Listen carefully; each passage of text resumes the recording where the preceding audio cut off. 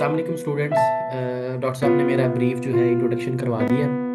तो हम लोग जो है डायरेक्ट जो है जाते हैं नेसम डेरी एट पे, जो फीड फार्मूलेशन के लिए हम यूज़ करते हैं डेयरी एनिमल्स के लिए। तो इसमें जो है आप लोगों को आइडिया होगा कि इसका नाम नेसम क्यों है। पहले NRC 21 के नाम से ये मॉडल होता था, तो फिर अब ये जो है नेसम के नाम से, डेरी एट के नाम से आया है। तो ये basically national academies of science engineering and जो मेडिसिन है US की, उन्होंने ये बेसिकली जो मॉडल है ये डिज़ाइन किया, तो उसकी बेस पे इसको नेसम कहा जाता है। तो ये इसी तरह का मॉडल जो है वो 2001 भी अवेलेबल है, वो NRC 2001 के नाम से अवेलेबल है, बट ये अपडेटेड है। इसमें काफ़ी सारी उन्होंने मॉडिफिकेशंस की हैं जितनी भी रिसर्च हुई, और उसके बाद जो है इसको कंपाइल किया, और ये हमारे लिए ना अवेलेबल है, फ्री में यूज़ हम कर सकते हैं डेयरी एनिमल्स की फी फार्मूलेशन के लिए। तो इसकी बैक पे जो है वो सारा लिटरेचर और साइंस है। और बेसिकली जो NRC जिसको हम बोलते हैं, nutrient requirement of dairy kettles, जो है वो NRC की थ्रू वो सारी की सारी इसके बैक एंड पे होती हैं, क्योंकि इसका जो भी डेटा इसका है उसने वहाँ से लिया होता है एनिमल की रिक्वायरमेंट्स को। ये मॉडल हम क्या करते हैं बेसिकली इसमें अ, अ, जो चार टैब्स हैं बेसिकली वो वर्किंग टैब्स होती हैं, उसके अंदर हमने इनपुट्स देनी होती हैं सॉफ्टवेयर को। और हमने जो इंग्रेडिएंट हमारे पास अवेलेबल होते हैं फार्म पे हमारे स्टोर में, हम वहाँ से इंग्रेडिएंट सेलेक्ट करते हैं, कुछ एनर्जी सोर्सेज कुछ प्रोटीन सोर्सेज। फिर हम उनको फार्मूले मिक्स करते हैं, ब्लेंड बनाते हैं, जिसको राशन बोलते हैं, TMR बोलते हैं। वो आप TMR बनाएंगे जो एनिमल की न्यूट्रिएंट रिक्वायरमेंट्स पूरी कर रहा होगा। तो एनिमल की जो न्यूट्रिएंट रिक्वायरमेंट है ना, वो हमने इस मॉडल को खुद से देनी है इनपुट्स के अंदर। तो मतलब हमारे लिए जो चार डिफरेंट टैब्स होंगे ना, वो उसके इनपुट्स देना हमारे लिए बहुत ज़रूरी है, क्योंकि इस मॉडल ने जैसे हमने इनपुट्स दी होंगी ना, वो उसी तरह का फिर हमें उसका एनिमल की न्यूट्रिएंट रिक्वायरमेंट्स दिखाएगा। ठीक है। तो उसकी वो उसके अगेंस्ट हमने बैलेंसिंग करनी होती है कि आया कि जो हमारी एनर्जी है वो पूरी हो रही है, प्रोटीन जो है मेटाबोलाइजेबल प्रोटीन है, इसी तरह मेटाबोलाइजेबल एनर्जी है, नेट एनर्जी फॉर लैक्टेशन है, वो पूरी हो रही है या नहीं हो रही, क्या एनिमल जितना इनपुट था हमारा, क्या वो उतना दूध दे रहा है या नहीं दे रहा, उस मिल्क कंपोजिशन का दूध देगा या नहीं देगा। तो इसमें सबसे पहले ना कुछ टर्मिनोलॉजीज यूज होंगी जो हमें बेसिकली पता होनी चाहिए। आई सपोज के जो स्टूडेंट्स हैं इनको भी सारी ये चीज़ें पता होंगी। तो मैं इनको ना एक जल्दी जल्दी जो ब्रीफ कर लेता हूँ, अगर किसी को इशू होगा वो क्वेश्चंस भी कर सकते हैं स्टूडेंट्स। तो जो कॉमन टर्मिनोलॉजीज यहाँ पे यूज़ होती हैं, CP के नाम से आपको वो चीज़ मिलेगी इस मॉडल के अंदर। तो वो क्रूड प्रोटीन है, एनिमल को जो हम प्रोटीन सोर्सेज होते हैं जिसमें जैसा कि सोयाबीन मील है, कैनोला मील है, उनके अंदर जो बल्कि हर इंग्रेडिएंट की एक क्रूड प्रोटीन का लेवल होता है। तो वो हम प्रोक्सिमेट एनालिसिस लैब में करते हैं और वहाँ से हम क्रूड प्रोटीन निकालते हैं। इसी तरह आप एनिमल को जो भी प्रोटीन देते हैं, जो उसका र्यूमन है पहला वाला, जो उसके 4 कंपार्टमेंट होते हैं, जो मेन कंपार्टमेंट है र्यूमन, उसमें जो है वो दो पोर्शंस में जो हमारी प्रोटीन है डिवाइड हो जाती है। र्यूमन डिग्रेडेबल, जो र्यूमन में ब्रेक हो जाती है डिग्रेडेशन में, जो बैक्टीरिया है उसको डिग्रेड कर देता है, और कुछ ऐसी है जो बैक्टीरिया से या र्यूमन से बाईपास करती है, उसको र्यूमन अनडिग्रेडेबल प्रोटीन कहते हैं। मेटाबोलाइजेबल प्रोटीन जो होती है, ये टर्म है जब इंटेस्टाइन से प्रोटीन एब्जॉर्ब होके चली गई। अब एनिमल को कोई चीज़ खिलाते हैं, जब हम राशन उसको देते हैं, TMR देते हैं, वो सारा का सारा यूटिलाइज उसको नहीं कर सकता। हर एनिमल की एक एफिशिएंसी है। जैसे कि हम एग्जांपल ले सकते हैं, इंजन है, एक गाड़ी है, उसकी एक एफिशिएंसी है। तो मेटाबोलाइजेबल प्रोटीन वो होगी जो आपने जितनी प्रोटीन खिलाई उसमें से कुछ पोर्शन होगा, वो जो क्या है वो एनिमल की इंटेस्टाइन से एब्जॉर्ब होके ब्लड में चली जाएगी, और वो जाके एनिमल के ब्लड में, लिवर में, फिर आगे अडर में जाएगी। अगर फर्ज करें डेयरी एनिमल है तो वहां पे मिल्क प्रोटीन सिंथेसिस होगी। तो मेटाबोलाइजेबल प्रोटीन जो होती है वो, जो हम एनिमल को डाइट खिला रहे हैं, उसका वो पोर्शन है जो एनिमल अपनी प्रोडक्टिव जो उसके जो एक्टिविटीज है उनमें यूज कर सकते हैं, अपनी बॉडी की मेंटेनेंस के लिए यूज कर सकता है, या मिल्क प्रोडक्शन के लिए, या मीट प्रोडक्शन के लिए यूज कर सकता है। इसी तरह मेटाबोलाइजेबल एनर्जी है। अब मेटाबोलाइजेबल एनर्जी की डिफरेंट टर्म्स हैं। तो वहाँ पे मेटाबोलाइजेबल एनर्जी भी हमें मिलेगी इस मॉडल के अंदर, नेट एनर्जी फॉर लैक्टेशन भी मिलेगा। तो अब ये आपके सामने एक जो ट्री नज़र आ रहा होगा, ये एनर्जी की डिफरेंट पार्टीशनिंग है। ठीक है, इसकी वो डिस्क्रिप्शन है। सबसे पहले जो है ग्रॉस एनर्जी है, हम कोई भी फीड स्टफ लेते हैं, फॉर एग्जांपल कुछ साइलेज है, ग्रेन्स हैं, उसको हम बॉम्ब कैलोरीमीटर में लगा के देखते हैं कि इसके अंदर कितनी जो है एनर्जी है। वो कार्बन टू हाइड्रोजन बॉन्ड की रेशो से उसकी एनर्जी बता देता है कि ये इसकी इतनी एनर्जी है। जितनी भी हम एनर्जी एनिमल को देते हैं वो सारी की सारी यूटिलाइज नहीं कर सकता, उसमें से कुछ जो है वो फीकल इन लॉस में चली जाती है। यहाँ पे हमने एनर्जी फर्ज करें, कोई हमने टीएमआर खिलाया, कोई डाइट खिलाई, उसमें से कुछ फीकल लॉस हो गया। जो रिमेनिंग एनर्जी थी उसको हम एक टर्म बोलते हैं डाइजेस्टेबल एनर्जी, कि ये जो एनर्जी है ये डाइजेस्टेबल है। फीकल अनडाइजेस्टेड मटेरियल होता है, ये आप अच्छे से जानते हैं। फिर वो जो डाइजेस्टेबल एनर्जी है अभी ये एनिमल के जीआईटी के अंदर मौजूद है, उसमें से जो है गैसेस, जैसा कि अगर रुमिनेंट की बात करें तो उसके अंदर मीथेन गैस है, और भी मल्टीपल गैसेस हैं जो प्रोड्यूस होती हैं, हाइड्रोजन है, कार्बन डाइऑक्साइड है। तो ये जो गैसेस प्रोड्यूस होती हैं ह्यूमन के अंदर, वो भी अगर माइनस कर दी जाए इस एनर्जी में से, वो एनर्जी में से गैसेस माइनस की, और यूरिनरी जो एनर्जी है, यूरिन के अंदर भी एनर्जी जाती है, वो भी माइनस कर दी जाए, तो वो मेटाबोलाइजेबल एनर्जी है।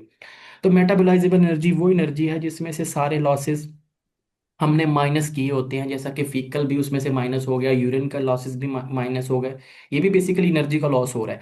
और गैसेस हैं वे भी एनर्जी का एक लॉस है। तो अब आगे मेटाबोलाइजेबल एनर्जी है। मेटाबोलाइजेबल को भी वो कहते हैं कि मजीद जो है अगर उसमें से हीट इंक्रीमेंट जो अगर निकाल दिया जाए, जब एनर्जी का मेटाबॉलिज्म होता है तो हीट प्रोड्यूस होती है। तो हीट का इंक्रीमेंट जो है वो इस एनर्जी में से, मेटाबोलाइजेबल एनर्जी से निकाल लिया जाए, तो पीछे नेट एनर्जी है। ये वो वाली प्रोडक्टिव एनर्जी है जिसमें से मजीद लॉसेस ना होने के बराबर है, और ये एनिमल जो है अपनी एफिशिएंसीज में, अपनी प्रोडक्शन में यूज़ कर सकता है, अपनी मेंटेनेंस में यूज़ कर सकता है। तो इस एनर्जी को भी आगे डिवाइड किया जाता है, net energy for maintenance, net energy for production and lactation भी यहाँ पे आता है। तो यहाँ पे NaL जो है हमें मिलेगी, ये हमें इस चीज़ का आइडिया होना चाहिए। NaL कितनी है, NaL बैलेंस की भी हम बात करेंगे।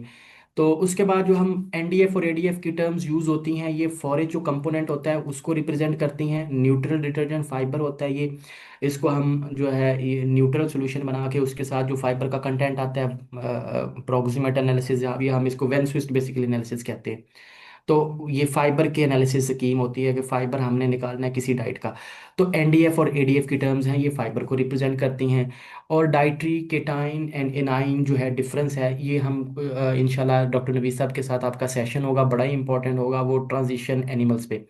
जो एनिमल बच्चा देने से पहले 21 दिन पहले हम उनको डाइट दे रही होते हैं, हम कहते हैं कि जो ट्रांजिशन एनिमल्स हैं ना उनकी मैनेजमेंट अच्छी कर लेंगे तो आप थ्रू आउट जो प्रोडक्शन है एनिमल की पूरी लैक्टेशन में 305 डेज में वो आप इंश्योर कर लेते हैं कि आप अच्छी ले सकते हैं। तो ये वहाँ पे डाइटरी जो कैटाइन एंड एनाइन डिफरेंस है, ये वहाँ माइनस चाहिए होता है, माइनस में हमें ये बड़ा इंपॉर्टेंट होता है। और वैसे जो है पॉजिटिव में इसका आता है डिफरेंस जो है, अगर जो प्रोडक्टिव एनिमल है जो प्रोडक्शन में है।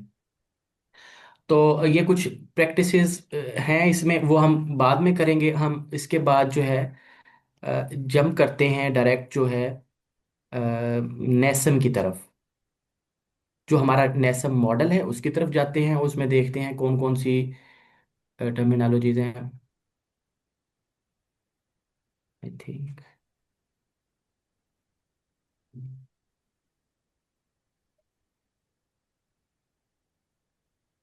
सर ये स्क्रीन में नेसम मॉडल शो हो रहा है बच्चों को।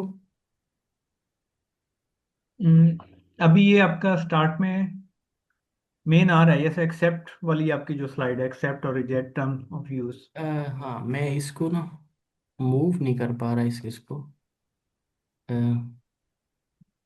यहाँ से। हाँ, ये अब बेहतर है। यहाँ पे अब सर स्क्रीन शो हो रही है। हो रही है स्क्रीन आपकी? अच्छा जी स्टूडेंट्स, अब हम मॉडल की तरफ मूव करते हैं। वो हमारा कुछ टर्मिनोलॉजीज हैं वो साथ साथ भी हम डिस्कस करते जाएंगे। तो यहाँ पे अब जब आप डेयरी जो नेसम डेयरी 8 मॉडल है, आप इसको होपफुली सारे इंस्टॉल कर चुके होंगे। कुछ स्टूडेंट्स हम मुझे बता दें, मेरी दुआ से बात हुई थी, वो कह रहे थे मैक्सिमम लोगों ने ना इसको डाउनलोड करके और इंस्टॉल कर लिया हुआ है। जिन लोगों ने इंस्टॉल कर लिया हुआ है, तो क्या वो उनके आइकन जो है वो शो हो रहा है वहाँ पे, इस तरह का, जहाँ पे अमेरिकन फ्लैग और नेसम डेरी 8 लिखा होगा, ये आपके डेस्कटॉप पे आ गया हुआ है, आप लोगों ने डाउनलोड कर कर लिया लिए होगा। जी जी, थैंक यू वेरी मच। इसका मतलब है मैक्सिमम लोगों ने जो है वो हमारा जो है नेसम डेरी जो मॉडल 8 है वो उन्होंने इंस्टॉल कर लिया हुआ है। तो हम लोग अब मूव करते हैं आगे। जब आप इसको ओपन करते हैं तो एक्सेप्ट टर्म्स ऑफ यूज़, तो आपके पास जो है मॉडल जो है इस तरह ओपन हो जाएगा। तो सबसे पहले अब ये टैब्स की बात की थी। फंक्शनल जो टैब्स हैं, पहली इनपुट की टैब है हमारे पास, सेकंड जो टैब है वो फीड्स की है, थर्ड जो टैब है हमारे पास राशन की है, और फोर्थ जो है वो रिपोर्ट्स की है। ये हेल्प के लिए टैब है, ये हम बहुत कम यूज़ करते हैं। तो ये हमारी चार टैब्स जो हैं वो ज़्यादातर यूज़ होंगी। यही सेम टैब्स जो हैं वो ऊपर भी इसी तरह हम गो टू, यहाँ पे ऑप्शंस भी होती हैं, वो हम दोनों तरीक़ों से जा सकते हैं। तो सबसे पहले जो है हम जाते हैं फर्स्ट टैब पे जहाँ पे इनपुट्स देनी होती हैं। ये टैब बड़ी इंपॉर्टेंट टैब है। जैसा कि हमने कहा कि ये मॉडल जो है एनिमल की न्यूट्रिएंट रिक्वायरमेंट ऐसे आपके सामने प्रेजेंट करेगा, वो निकालेगा न्यूट्रिएंट रिक्वायरमेंट्स जो आप इसको इनपुट्स देंगे। फिर उसके बाद हम इसमें फीड डालेंगे, इंग्रेडिएंट्स डालेंगे, और वो उसकी बैलेंसिंग हमें शो करेगा कि आपने कोई चीज़ ज़्यादा खिला रहे हैं या एक्सक्यूज कम मी। ठीक हो गया आगे। और ये सर। जी नेसम सब कुछ हो रहा है। Yes sir. जी थैंक यू। Yes sir. अच्छा, तो जी हमारे पास जो फर्स्ट टैब है इनपुट की, तो उसमें हमने ये कुछ चीज़ें हैं जो बाय डिफ़ॉल्ट है, यूनिट्स हैं हमारे पास। यहाँ पे फर्स्ट टैब में देखें, एक सब टैब जो है प्रोग्राम सेटिंग्स है, एनिमल डिस्क्रिप्शन है, प्रोडक्शन है। तो हम सबसे पहले प्रोग्राम की सेटिंग करनी होती है, जिस जैसे हमने इनसे इस प्रोग्राम को यूज़ करना है और इससे आउटपुट्स लेने हैं। अब इसमें हमारे पास यूनिट्स हैं, तो यहाँ पे मेट्रिक बाय डिफ़ॉल्ट है जिसमें केजीज और ग्राम्स वाला जो हमारा सिस्टम है, तो हमें मेट्रिक सिस्टम चाहिए होता है। ब्रिटिश में वो पाउंड और वो बाकी चीज़ें लेके आएगा। तो यहाँ पे जो बेसिस हैं, जो फॉर्मुलेशन की बेसिस हैं, हम मोस्टली जो है एज फेड बेसिस पे करते हैं। वैसे रिसर्च के लिए हम ट्राइमेटर बेसिस पे भी करते होते हैं। तो यहाँ पे हम एज फेड बेसिस को सिलेक्ट करेंगे, क्योंकि हम एनिमल को एज फेड बेसिस पे ऑफर कर रहे होते हैं। तो यहाँ पे प्रोग्राम सेटिंग में एक तो अपने मेट्रिक में यहाँ पे सिलेक्ट करना है, ऑलरेडी सिलेक्ट होगा होपफुली। और दूसरा जो बेसिक जो बेसिस होंगी इसकी, वो एज फेड बेसिस पे हम जो है इसको रन करना चाहते हैं, मॉडल को, और फॉर्मुलेशन करना चाह रहे हैं। अब जब आप ये करने के बाद आपको यहाँ पे एक राशन रिजल्ट साइड बार नज़र आ रहा है। ये जो साइड बार है ना, ये बिल्कुल ऐसे ही है जैसा कि आप एग्जांपल ले लें कि मैं एग्जांपल देता हूँ तो अपने स्टूडेंट्स को डीवीएम के, कि जैसा कि एक दुल्हन है वो, या फिर कोई भी एक खातून है वो तैयार हो रही होती है, तो उसको एक आईना चाहिए होता है कि मैं वो कैसी लग रही है, ठीक है। ये जो हमारा साइड बार है, ये हमें आईना दिखाएगा। इसके एग्जांपल मैं आपको देता हूँ। यहाँ पे आप नोट करें, यहाँ पे डाइट एनडीएफ एक तरतीब से देखिएगा, diet for NDF, diet starch, ये सारी वैल्यूज, ये एक एक एक मोटी मोटी नज़र में एक आप इसको स्कैन कर लें, वो देख लें कि किस तरह का है। इसकी स्कैनिंग करेंगे तो यहाँ पे देखिए ये राशन, यहाँ पे हमने फॉर्मुलेशंस करनी है बेसिकली। मैं आपको दिखाने के लिए टैब पे अगली पे ले गया हूँ, यहाँ से इनपुट से डायरेक्ट राशन पे चला गया। यहाँ पे मैंने फॉर्मुलेशन करनी है, इंग्रेडिएंट्स को ऐड करना है।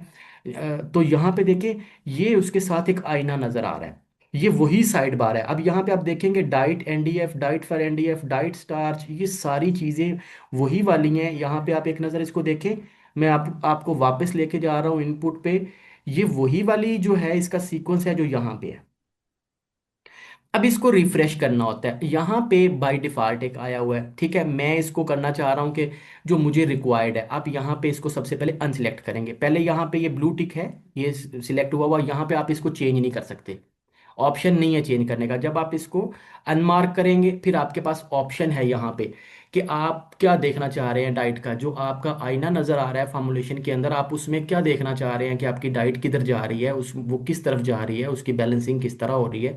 तो आप तो हमारे लिए सबसे इम्पोर्टेंट जैसे कि चीज़ होती है, डाइट की सीपी होती है, हमें देखनी होती है। तो वो उससे आइडिया हो जाता है जल्दी जल्दी। पहले हमने रिपोर्ट्स पढ़ने से पहले हमें एक आईना नज़र आना चाहिए कि मेरी फॉर्मुलेशन जा किस तरफ रही है, ये बड़ी इंपॉर्टेंट होती है।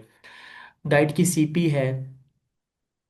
उसके बाद जो है डाइट का एनडीएफ मैं ले लेता हूँ, वो वैसे शायद पहले भी मौजूद था। ये डाइट फॉर एनडीएफ है, तो डाइट एनडीएफ भी ले लेते हैं, एडीएफ ले लेते हैं। वहाँ से हमें आइडिया होता है कि फाइबर मैंने कितना डाल ली है, वो भी बहुत इंपॉर्टेंट होता है। तो डाइट एनडीएफ आ गया। इसके बाद डाइट डाइट स्टार्च मैंने रहने दी क्योंकि मुझे यहाँ पे चाहिए थी। मैं डाइट फैटी एसिड अभी नहीं देखना चाह रहा, वो डिटेल में देखना है तो हम देख सकते हैं। तो डाइट एडीएफ शायद यहाँ पे आई थिंक कि इसमें नहीं है। तो डाइट एडीएफ यहाँ पे हमें नहीं मिलेगा। तो अब हम क्या करते हैं, अगली कुछ टैब्स में ना, ये ज़रूरी नहीं है कि सारी की सारी आपने अपडेट करनी है, सारी कर सकते हैं। तो मैं जो मुझे ज़रूरी लगती हैं मैं वो कर लेता होता हूँ। अब इसमें यहाँ पे मुझे, अब मैं देखता हूँ इनकी एमई की वैल्यूज़ या इनके बैलेंस देखना शुरू कर देता हूँ कि मेरे बैलेंस भी हो रहे हैं कि नहीं हो रहे। तो यहाँ पे मेरे लिए बड़ा इंपॉर्टेंट होगा कि एक जो मैं करता हूँ कि एमपी अलोएबल मिल्क, मेरा एनिमल दूध कितना देगा मेरी फार्मूलेशन पे।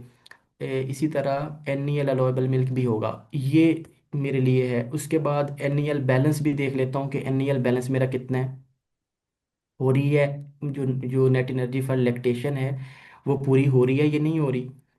इसी तरह एमपी बैलेंस भी बड़ा ज़रूरी होता है कि उस वो भी आपको देखना पड़ता है कि एमपी आपका बैलेंस हो रहा है या नहीं हो रहा। अब मैंने ये कुछ चीज़ें यहाँ तक जो है ना 5 6 जो है वो चीज़ें बनती हैं, ये मुझे ज़रूरी थी, बाकी चीज़ें मेरे लिए ज़रूरी नहीं है। अगर मैंने देखनी है, मैंने डाइट का डी कैट देखना है, उसका भी ऑप्शन है। अगर ऑप्शन आपने देखना है तो ये देखें, आपके पास मल्टीपल ऑप्शंस हैं, जो आप मिनरल्स देखना चाहेंगे वो भी देख सकते हैं। तो आपके पास मल्टीपल ऑप्शंस यहाँ पे आएंगी। बट आप क्या कर सकते हैं कि आपको जो चाहिए जो चीज़ वो आप उसको सिलेक्ट कर सकते हैं। तो मैंने यहाँ तक सिलेक्ट किया, आप सारी को जो है इसके टूल बार को, साइड बार को आप अपडेट कर सकते हैं अपनी रिक्वायरमेंट के अकॉर्डिंग, और आप आगे मूव कर सकते हैं। तो यहाँ पे इनपुट का जो प्रोग्राम सेटिंग्स हैं ये यहाँ पे हमारी कंप्लीट हुई। फिर हम अगली सेटिंग पे जाते हैं एनिमल की डिस्क्रिप्शन के अंदर। तो एनिमल डिस्क्रिप्शन में जाएंगे तो लैक्टेटिंग एनिमल यहाँ पे ऑलरेडी बाय डिफ़ॉल्ट सिलेक्ट हुआ हुआ है। तो आपके पास यहाँ पे है ऑप्शन, आप ड्राई को पे भी कर सकते हैं, रिप्लेसमेंट ईफस की भी कर सकते हैं, यंग काफ्स की भी आप फॉर्मुलेशन कर सकते हैं, काफ स्टार्टर भी बना सकते हैं। तो हम इसको समझने के लिए आप जहाँ पे ये भी सिलेक्ट करेंगे ना सारी चीज़ें, तो वो वहाँ से इनपुट्स ये वाला सॉफ्टवेयर मॉडल खुद से उसके अकॉर्डिंग उठाना शुरू कर देगा। मैं कहता हूँ कि जी मैं लैक्टेटिंग की एक एग्जांपल हम लेते हैं, लैक्टेटिंग एनिमल हम उसकी फॉर्मुलेशन करना चाह रहे हैं। ब्रीड्स की ऑप्शन देखें तो आपके पास मल्टीपल ब्रीड्स हैं यहाँ पे। तो हम हॉलस्टीन की करना चाह रहे हैं, अगर कमर्शियल या कॉरपोरेट डेयरी फार्म है उसके अकॉर्डिंग। तो यहाँ पे ये मिच्योर आपके पास वेट आता है, ये वेट ऑलरेडी जो है इस ब्रीड का स्पेसिफिक होता है हर ब्रीड का।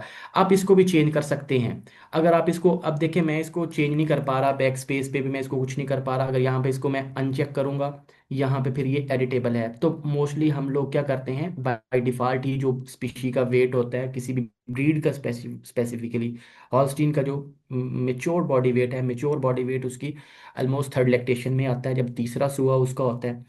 तो अब अगला जो इनपुट है उसके अंदर एज है, बॉडी वेट है, ये आपने बड़े ही केयरफुली इसको आपने सिलेक्ट करना है, क्योंकि इसी से जो है अगली उसकी न्यूट्रिएंट रिक्वायरमेंट्स डिज़ाइन होनी है, इसने निकालनी है।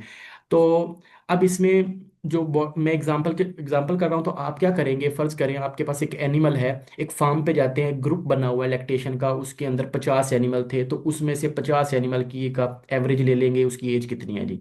उसके बाद एवरेज बॉडी वेट ले लेंगे, एवरेज बीसीएस ले लेंगे। आप एक एनिमल का यहाँ पे लिख रहे होते हैं डेटा, तो वो क्या होती है, 50 की एवरेज होती है अगर 50 एनिमल का ग्रुप बना हुआ है। तो यहाँ पे कुछ चीज़ें हैं जो उनको हम बाई डिफ़ॉल्ट ही चला देंगे टाइम सेव करने के लिए। आप इसको चेंज कर सकते हैं जो सिनेरियो होता है रियल टाइम में। तो एज 55 मंथ से इसकी है, ऑलमोस्ट इसका तीसरा सूबा बनता है यहाँ पे। मेच्योर बॉडी वेट इसीलिए लिखा हुआ है। अगर मैं यहाँ पे एग्जांपल लेता हूँ कि पाकिस्तान में इसका जो एनिमल्स का मोस्टली हमें वेट मिलता है 580 के करीब जो है, वो अडल्ट जो है वेट शायद कुछ नहीं भी अटेन करते। तो इसका बीसीएस मैं चेंज नहीं करता, आप चेंज कर सकते हैं 1 to 3 के दरमियान में। जो एनिमल वीक होगा उसकी वो एनर्जी की रिक्वायरमेंट्स ज़्यादा वो उठा लेगा, उसको प्रोटीन भी ज़्यादा चाहिए होगी। ठीक है, तो जो मैं डाइट बनाऊंगा उसमें मुझे ज़्यादा कुछ खिलाना पड़ेगा उसको। तो 3 जो है आइडियल, वो बाई डिफ़ॉल्ट है, मैं उसको ऐसे ही रहने देता हूँ। परसेंट फर्स्ट पैरिटी जो है आपका जो हर्ड होगा जिसके लिए फॉर्मुलेशन कर रहे हैं, उसके अंदर फर्स्ट पैरिटी वाले कितने जानवर हैं, जो पहली दफ़ा बच्चा दे रहे हैं वो कितने जानवर हैं, क्योंकि उनकी ग्रोथ हो रही होती है उसके अकॉर्डिंग इसने उसकी न्यूट्रिएंट रिक्वायरमेंट लेनी है। इसको मैं बाय डिफ़ॉल्ट ही चलने देता हूँ, इसको चेंज नहीं करता।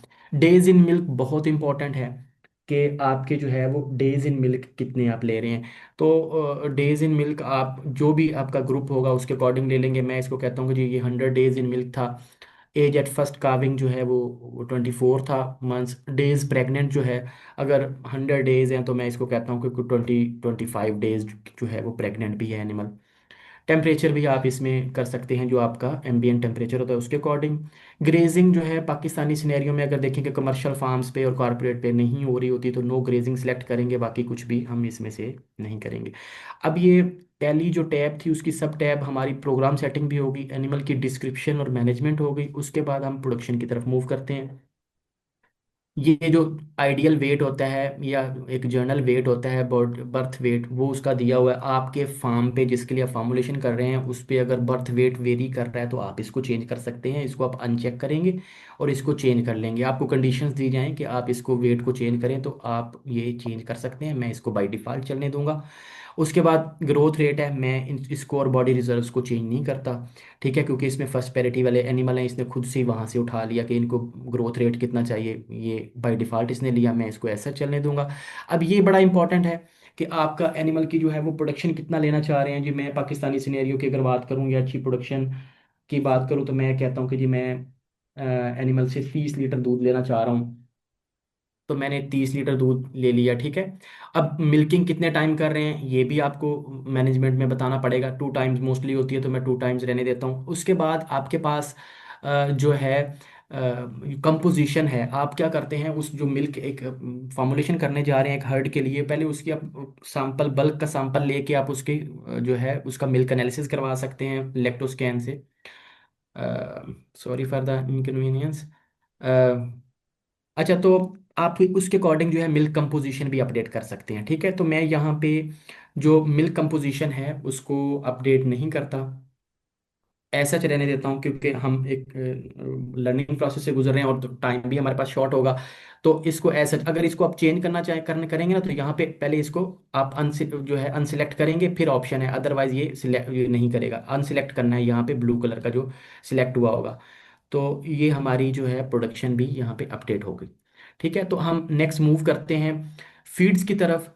तो ये पहला वाला जो इनपुट्स है, केयरफुली आपने जो इनपुट्स थी वो आपने दी। उसके बाद आप जो है आपके पास देखें अब इसमें एक फीड्स का ऑप्शन आ रहा है, ऐड फीड्स है, रिमूव फीड्स है, यहाँ पे क्लियर राशन है। इस राशन को आपने जो सिलेक्ट किया उसको ख़त्म कर सकते हैं। Save feed in the library, इसकी एक लाइब्रेरी भी है जिसके अंदर इंग्रेडिएंट सारे के सारे दिए हुए हैं बाय डिफ़ॉल्ट।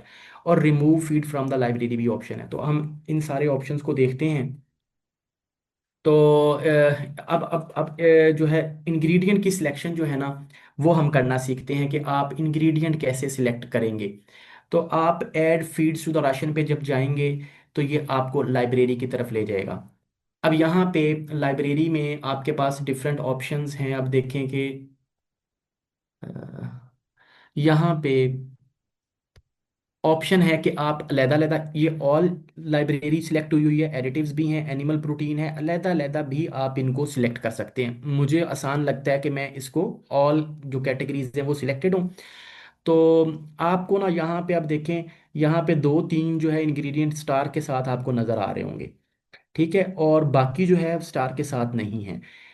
इसका मैं डिफरेंस बताता हूँ कि स्टार के साथ ये क्यों आए हुए हैं। तो हम मूव करते हैं स्टार्ट में, एक एग्जांपल जैसे हमने ली तो उसी पे चलते हैं, बट ये बाद में इंग्रेडिएंट का भी आपको बताता हूँ कि ये कुछ स्टार के साथ क्यों है। आप बाय डिफ़ॉल्ट अपने सॉफ्टवेयर पे देखेंगे वहाँ पे वो नहीं होगा। तो मैं जो फीड है उसको सिलेक्ट करता हूँ तो वो मेरे पास जो है वो कौन साइलेज साइलेज से स्टार्ट करता हूँ, फाइबर से, और ऑनवर्ड जो है ग्रेन्स और जो है मील्स उसकी तरफ मूव करेंगे। तो हम जो है कौन साइलेज पहले सिलेक्ट करते हैं कि फाइबर आपने एनिमल को देना है।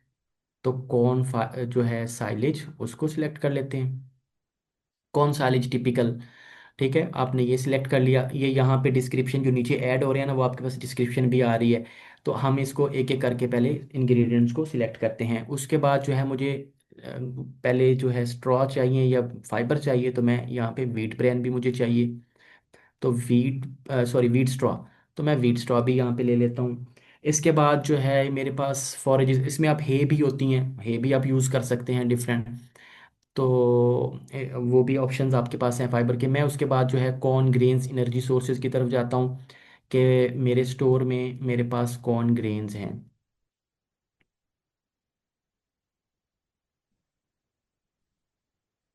अच्छा स्टूडेंट्स, आपको समझ आ रही है जो हम डिस्कस कर रहे हैं? हेलो। जी जी यस आ सर, रही आ है रही बात। है। जी यस सर ठीक आ है। रही है। जी सर। जी सर समझ आ रही है, लेकिन कुछ कुछ क्वेश्चन हैं वो इंशाल्लाह फिर लास्ट में डिस्कस कर लेंगे आपसे। जी जी, ठीक है ठीक है। मैं अब फिर इसे अब कॉर्न ग्रेन्स, अब डेयरी, अब आपके पास देखिए कॉर्न ग्रेन की डिफरेंट चीज़ें आगे। कॉर्न ग्रेन ड्राई है, कोर्स ग्राइंड, फिर ड्राई फाइन। डेयरी के लिए हम फाइन ग्राइंड जो है वो बेहतर होता है, तो हम मैं उसके लिए जो ग्रेन्स हैं वो सिलेक्ट करता हूँ जो फाइन ग्राइंड है। ठीक है, उसके बाद एनर्जी सोर्सेज में ग्रेन्स हो गए। उसके बाद वीट ब्रांड भी ले लेते हैं जिसको चोकर हम बोलते हैं आम जुबान में, तो वो भी जो एक अच्छा एनर्जी सोर्स है। वीट ब्रेन है हमारे पास। उसके बाद अब ये हमारे फॉरेजेस भी ऐड कर लिए, एनर्जी सोर्स भी ऐड कर लिए। मोलेसिस पहले कर लेते हैं एनर्जी में। मोलेसिस एम की कैटेगरी, ये डिफरेंट कैटेगरीज जो है ना अल्फ़ाबेटिकली दी हुई हैं। तो मोलेसिस जो है, ये रहा मोलेसिस। अब ये एनर्जी सोर्सेज और फाइबर जो है वो भी बेसिकली साइलेजेस, ये भी एनर्जी सोर्सेज में आते हैं। अब हम मूव करते हैं हमारे जो प्रोटीन सोर्सेज हैं उनकी तरफ जाते हैं। तो प्रोटीन सोर्सेज में जो डेयरी के लिए इकोनॉमिकल भी और अच्छा भी है उसको, तो हम कैनोला मील जो है वो सिलेक्ट कर लेते हैं। ये कैनोला मील आ गया। और उसके बाद जो है सोयाबीन मील भी ले लेते हैं।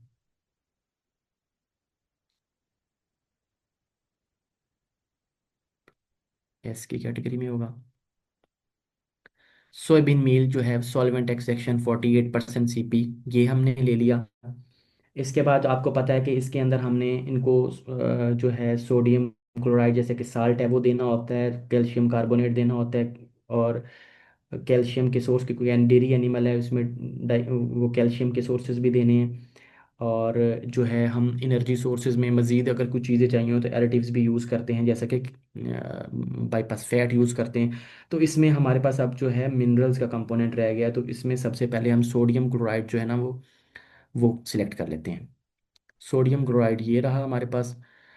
और ये रहा जी सोडियम बाइकार्बोनेट, ये भी हमें चाहिए होगा एनिमल की बफरिंग के लिए। उसके बाद जो है हमारे पास कैल्शियम का सोर्स अभी रहता है, तो कैल्शियम के सोर्सेज में कैल्शियम फास्फेट डाई के नाम से आता है। अच्छा, तो कैल्शियम का जो सोर्स है ना, जैसे डीसीपी हम आपने सुना होगा कि वो कैल्शियम के सोर्स पे डालते हैं, तो वो कैल्शियम कैल्शियम फास्फेट डाई ये जो हमारे पास है ये डीसीपी है, कैल्शियम फास्फेट डाई। इसी तरह कैल्शियम फास्फेट मोनो, इसका मतलब है ये एमसीपी है, ये डीसीपी है, तो हम डीसीपी सिलेक्ट कर लिया हमने। इसके बाद अगर फर्ज करें मैं फॉर्मुलेशन कर रहा हूँ तो मेरे पास बाईपास फैट भी है, ज़रूरी नहीं जो इंग्रेडिएंट हमने सेलेक्ट किए हैं वो सारे यूज़ करेंगे। तो हम यहाँ पे जैसे कि यूरिया भी आप कुछ लोग ऐड करते हैं प्रोटीन को पूरा करने के लिए, ये भी सिलेक्ट किया जा सकता है, कोई भी ऑप्शन होती है। तो मेरा ऑप्शन है कि मैं इसमें नहीं करा, तो मैं इसमें कैल्शियम सोप, मैं इसमें बाईपास फैट लेता हूँ। तो वो कैल्शियम सोप्स की फॉर्म में यहाँ पे मौजूद होगा। कैल्शियम सोप्स ये बाईपास फैट होती है, ठीक है। ये ऑलमोस्ट जो है हमारे इंग्रेडिएंट्स जो है इसमें ऐड हो गए हैं। अदरवाइज अगर हमें मज़ीद ज़रूरत पड़ी तो हम वो ले सकते हैं। तो यहाँ पे आपके पास क्या है, यहाँ पे ऑप्शन आ रही होगी, ये मुझे सही तरह शो नहीं हो रही, यहाँ पे add selected ingredients to the ration. ये जो ग्रीन कलर का बिल्कुल नीचे टैब नज़र आ रही है ना, आपने इस पे जो है वो क्लिक करना है। डबल क्लिक करेंगे तो ये आपका जो है वो ऐड हो जाएंगे राशन के अंदर इंग्रेडिएंट्स। अब यहाँ पे देखें कि ये टैब सेकंड थी, पहले स्टार्ट में यहाँ पे कुछ नहीं आ रहा था। अब यहाँ पे देखें आपने जो इंग्रेडिएंट आपके फीड स्टोर में थे वो आपके पास इंग्रेडिएंट्स यहाँ पे आ चुके हुए हैं। तो यहाँ पे आपने कहाँ से ऐड किए, add feeds to the ration, यहाँ पे गए आपने, फिर एक एक करके सिलेक्ट करते रहे। और यहाँ पे जब ऐड किए तो सारे के सारे यहाँ पे आ गए। ये पॉइंट सबको समझ आ गया है कैसे ऐड किए हैं? Yes sir. हाँ, एक दो मुझे और भी यस सर। जी जी, थैंक यू। आपने क्या करना है, फीड्स में जाना है। फीड्स में जाके add feeds to the ration करेंगे तो आपने यहाँ पे इंग्रेडिएंट ले लेने हैं, ठीक है। और अब जो है अब अगला ऑप्शन है आपका, फर्ज करें यहाँ पे आपने जितने भी इंग्रेडिएंट्स आप सिलेक्ट करते हैं ये बाय डिफ़ॉल्ट थे, जो जो यूएस की जो डेटाबेस थी उसके अकॉर्डिंग, मतलब कि कौन साइलेज था, उन्होंने जो यूएसए में कौन हो रहा था या जो भी जर्नल था उन्होंने ना क्या किया, उसका प्रोफाइल सारा का सारा डाल दिया। अब ये देखें एक एक को सिलेक्ट किया जा सकता है। अब ये देखें कौन साइलेज को मैंने सिलेक्ट किया, तो यहाँ पे ये देखें एक जो इसका फीड लाइब्रेरी का ये नंबर शो कर रहा है कि ये इनके कौन साइलेज टिपिकल है। अब दूसरे को सिलेक्ट किया तो वीट स्ट्रॉ आया, उसका नाम भी चेंज हो गया वीट स्ट्रॉ, और नीचे ना मजीद डिस्क्रिप्शन भी दी होती है, added feed components and nutrients. अब कौन साइलेज आया आपके पास लैब के अंदर, ठीक है। तो आपने जो या किसी फार्म पे कौन साइलेज था, आपने तो वो यूज़ करना है ना। आपने तो जो लिटरेचर में या इसके फीड लाइब्रेरी में था, उसकी कितनी प्रोटीन थी, उसकी कितनी एनर्जी थी, उसके अंदर कितनी स्टार्च थी, क्या क्या चीज़ें थी, आपने वो नहीं यूज़ करनी। आपने रियल टाइम में फॉर्मुलेशन करनी है जो किसी भी फार्म पे इंग्रेडिएंट्स अवेलेबल होते हैं। आपने ये वाले इंग्रेडिएंट वो सिलेक्ट किए जो आपकी फीड लाइब्रेरी में पड़े थे, आपके स्टोर में फार्म पे पड़े थे। अब फिर भी अब देखना चाहते हैं कि क्या ये जो कौन साइलेज है इसके अकॉर्डिंग है कि नहीं, तो आप यहाँ पे एडिट फीड्स में जाएंगे ना, तो आपके पास बहुत बड़ा जो है यहाँ पे ओपन हो गया जी डायलॉग बॉक्स उसका। अब इसका जो कंप्लीट डिटेल, इसकी केमिकल कंपोजिशन दी हुई है, ये देखेंगे यहाँ पे उसका ड्राई मैटर दिया हुआ है। ये क्या है, कौन साइलेज है, फॉरेज की कैटेगरी में आता है। टाइप इसकी है एनडीएफ की वैल्यू, एडीएफ की वैल्यू, इसकी सीपी है, इसकी स्टार्च, इसकी जितना अब हम क्या करते हैं, मोस्टली हम लोग प्रोक्सीमेट एनालिसिस कर लेते हैं लैब के अंदर, आपको पता है, जिसमें आप क्रूड प्रोटीन ड्राई मैटर करते हैं, क्रूड प्रोटीन करते हैं, ether except crude fibre, fibre की जगह पे एनडीएफ एडीएफ हम कह देते हैं। तो ये सारी चीज़ें, और स्टार्च भी कहीं कहीं हो रही है पाकिस्तान में, तो आपको पता होता है कि स्टार्च भी इसकी कितनी है। तो आपके इंग्रेडिएंट की फर्ज करें, ये ड्राई मैटर जो उसने लिखा उसकी लाइब्रेरी में 35 आ गया, मैं कहता हूँ जो आपके फार्म पे जो साइलेज पड़ा था ना उसका ड्राई मैटर तो 30 था। ठीक है, तो आपने उसके अकॉर्डिंग अपना ड्राई मैटर चेंज कर लिया। ठीक है, उसके बाद जो है 30 है या 32 है, चलो मैं कर देता हूँ इसको। तो उसके बाद एडीएफ की वैल्यू है, यहाँ पे एडीएफ की वैल्यू जो भी आएगी आपने वो जो पॉजिटिव में है, ये जीरो, जीरो की फॉर्म में होना चाहिए, जीरो के करीब वैल्यू होनी चाहिए। ठीक है, तो मतलब 1 या जीरो के करीब वैल्यू होगी। तो यहाँ पे एनएल जो है हमारे पास वो पॉजिटिव में है, नेगेटिव में नहीं है। यहाँ पे देखें, एमपी अलोएबल मिल्क कम था, जो प्रोटीन की वजह से जानवर दूध दे रहा था, मैं मुझे 30 लीटर चाहिए था, मैंने इनपुट में ना, अब यहाँ पे आए, इनपुट के अंदर मैंने जानवर का कितना दिया था बच्चों, अब प्रोडक्शन के अंदर 30 केजी दूध चाहिए था मुझे। ठीक है, तो ये जब जानवर है ये मेरा इस डाइट पे, जो अभी मैंने एक रैंडम डाइट बनाई है, अभी मैं इस पे बैलेंसिंग नहीं कर रहा, अभी मैं इस पे सेटिंग सेट करूंगा इसको बैलेंस करने के लिए। तो उसके ऊपर जो एनिमल है वो तकरीबन क्या दे रहा है जी, एमपी अलोएबल मिल्क 28 किलो तक दे रहा है, 27-28 किलो, और ये जो है हमारे पास जो एनियल अलोएबल मिल्क है वो 31 समथिंग दे रहा है। एमपी मेरा देखो एमपी कम है, तो यहाँ पे एमपी नेगेटिव में आ गया, बैलेंस बैलेंस नेगेटिव में। एनर्जी, एनर्जी का दूध 30 से ज़्यादा था, 31 आ गया, तो मेरा एनर्जी का बैलेंस पॉजिटिव, मतलब एनर्जी में थोड़ी सी ज़्यादा दे रहा हूँ। यहाँ पे मुझे आइडिया हुआ कि मेरी एनर्जी सोर्सेज, एनर्जी सोर्स में कौन साइलेज है, कौन ग्रेन है, व्हीट ब्रेन है, मोलेसिस है, कैल्शियम सोपा फैटी एसिड, मुझे ये अब आइडिया मिल गया कि मेरे एनर्जी सोर्सेज तो ठीक हैं। मेरा प्रोटीन कहीं से कम है, तो मैंने प्रोटीन को थोड़ा सा बढ़ाना है। तो अच्छा, एक तो ये पता लग गया हमें, बाकी चीज़ें जो है ना वो अपनी आप देख सकते हैं, इनकी रिपोर्ट्स में भी देख सकते हैं। चलो खैर, अब यहाँ पे पहले मैं बैलेंसिंग सेट करता हूँ, जैसे कि वो आपको बताया था कि एक को बंदा तैयार हो रहा है तो पहले फिर वो आईना देखेगा, तो पहले आईने में वो चीज़ देखनी है। अब यहाँ पे इसको सेट करते हैं। अब अगला ऑप्शन रिपोर्ट्स का है। रिपोर्ट्स जो आती हैं वो बहुत डिटेल्ड होती हैं, तो आप रिपोर्ट में जाने से पहले आप इस जो है साइड बार पे ही काम करें। अब रिपोर्ट में भी जाके मुझे पता लगेगा कि जी मेरी प्रोटीन कम है, ठीक है, तो मैं यहीं पे पहले बैलेंस करके जाता हूँ, फिर रिपोर्ट्स पढ़ता हूँ जाके। रिपोर्ट्स में भी काफ़ी सारी चीज़ें यही वाली मिलेंगी। मैं यहाँ पे क्या करता हूँ, मैं थोड़ा सा प्रोटीन कंटेंट बढ़ाता हूँ। मैं ऐसा कहता हूँ कि जी यहाँ पे क्विनोला मील जो था, चलो वो भी 3 केजी है, तो इसको मैं अगर 1.8 करके देखता हूँ, 1.8 केजी, इसको दोबारा सेट एज 100 करेंगे।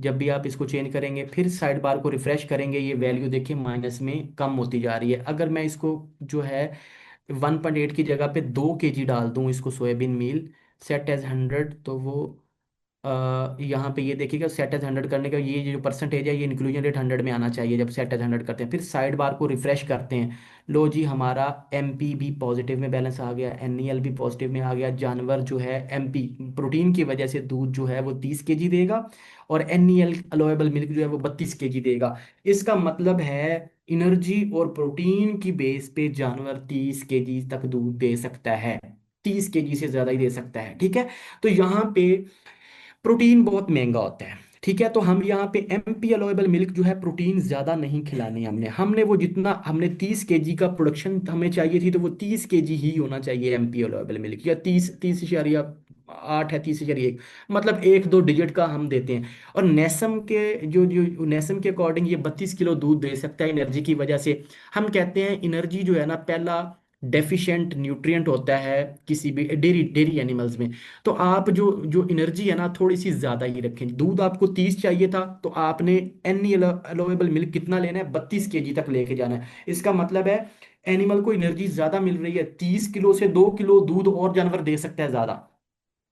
थोड़ी सी एक्सेस में रखती है, हम 2 से 5 डिजिट ज्यादा रखते हैं। मतलब यहाँ पे एनएल अलोबल में 35 भी आ गई, इसका मतलब ठीक है जानवर कहीं वीक हुआ तो वो उसका बीसीएस भी मेंटेन करना है।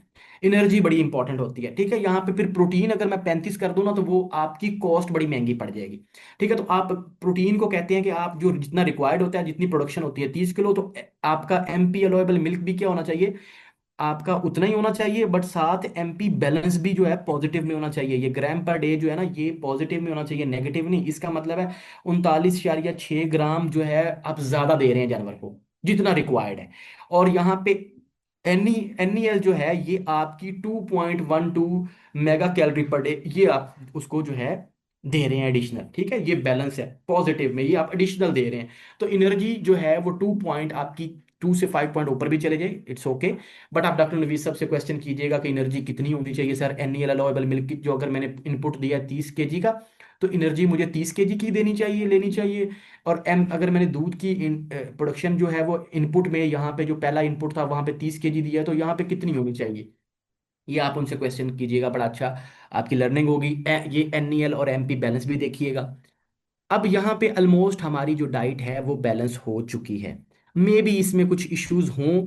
अब हम क्या करते हैं, ये एक ये फॉर्मुलेशन थी, ये उसका आईना था। अब हम डिटेल्स देखते हैं। वो जो आपको एग्जांपल दी थी, बच्चे कुछ बोर हो रहे होंगे तो उसमें हम कहते हैं कि जैसे आपको कहा था ना कि दुल्हन तैयार हो रही है, दुल्हन तैयार हो रही है, उसके सामने एक आईना भी है, उसमें उसको लगा कि मैं अच्छी लग रही हूँ। अब वो जाएगी स्टेज पे, तो स्टेज पे लोगों ने फैसला करना है कि जी वो कैसी लग रही है दुल्हन, ठीक है। तो अब हम क्या करते हैं, रिपोर्ट्स देखते हैं। अब इसकी जो स्टेज है उसको स्टेज पे लेके चलते हैं, इस फॉर्मुलेशन को। आप रिपोर्ट्स पे जाएंगे, आप रिपोर्ट्स पे जाके अब यहाँ पे एनिमल इनपुट्स वो एक एक अलग-अलग भी आप सिलेक्ट कर सकते हैं। मैं इसको सिलेक्ट नहीं करता, मैं सिलेक्ट ऑल कर देता हूँ। ये रिपोर्ट्स पे आप गए, आप यहाँ पे रिपोर्ट्स पे जाएंगे, यहाँ पे आप सिलेक्ट ऑल करेंगे, जनरेट सिलेक्टेड रिपोर्ट्स। आप फिर रिपोर्ट्स पे जाएंगे, फिर हम डिटेल में पढ़ते हैं कि हमारी फार्मूलेशन में कहाँ कहाँ से एनर्जी आ रही, किधर किधर से एनर्जी आ रही, जानवर कितना दूध देगा, ये सारी चीजें। ये आपके पास वर्ड के अंदर एक रिपोर्ट ओपन हो चुकी है जो हमने फॉर्मुलेशन की थी। बच्चों आपको एक दो बच्चे मुझे रिप्लाई करेंगे, आपको ये रिपोर्ट वर्ड में शो हो रही है? जी हो रही है। यस सर, हो रही है। जी, thank you thank you thank you.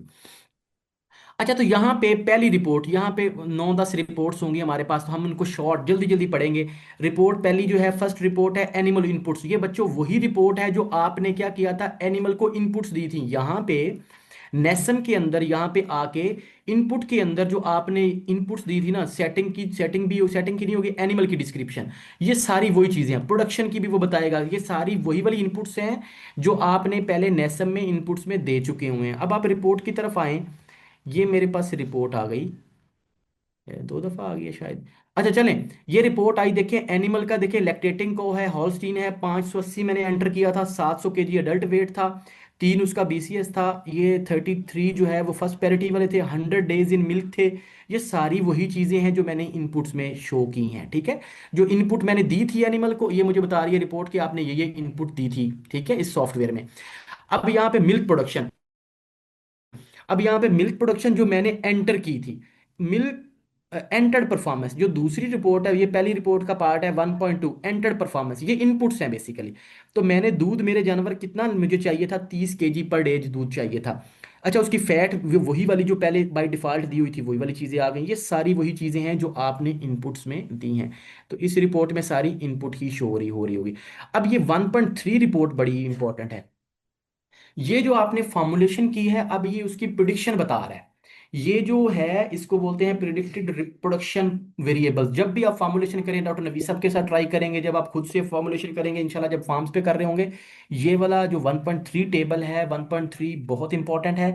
ये आपको बताएगा कि आपका जो एनिमल है, आपने अगर 30 लीटर दूध उससे लेना है तो क्या वो उसको इस फॉर्मुलेशन पे 30 लीटर दूध देगा या नहीं देगा। एक्सक्यूज मी तो सर। यहाँ पे देखें मिल्क, जी, सर ये रिपोर्ट जो है ना वो आपकी शो नहीं हो रही सर। सॉरी, मैं दोबारा शो करता हूँ आपको। अ,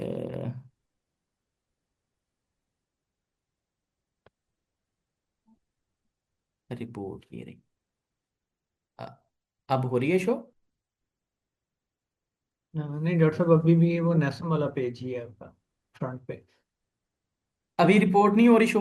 अब आ रही है। जी सर, अब हो रही है। अच्छा, तो सॉरी, मुझे आइडिया नहीं था कि रिपोर्ट शो नहीं हो रही।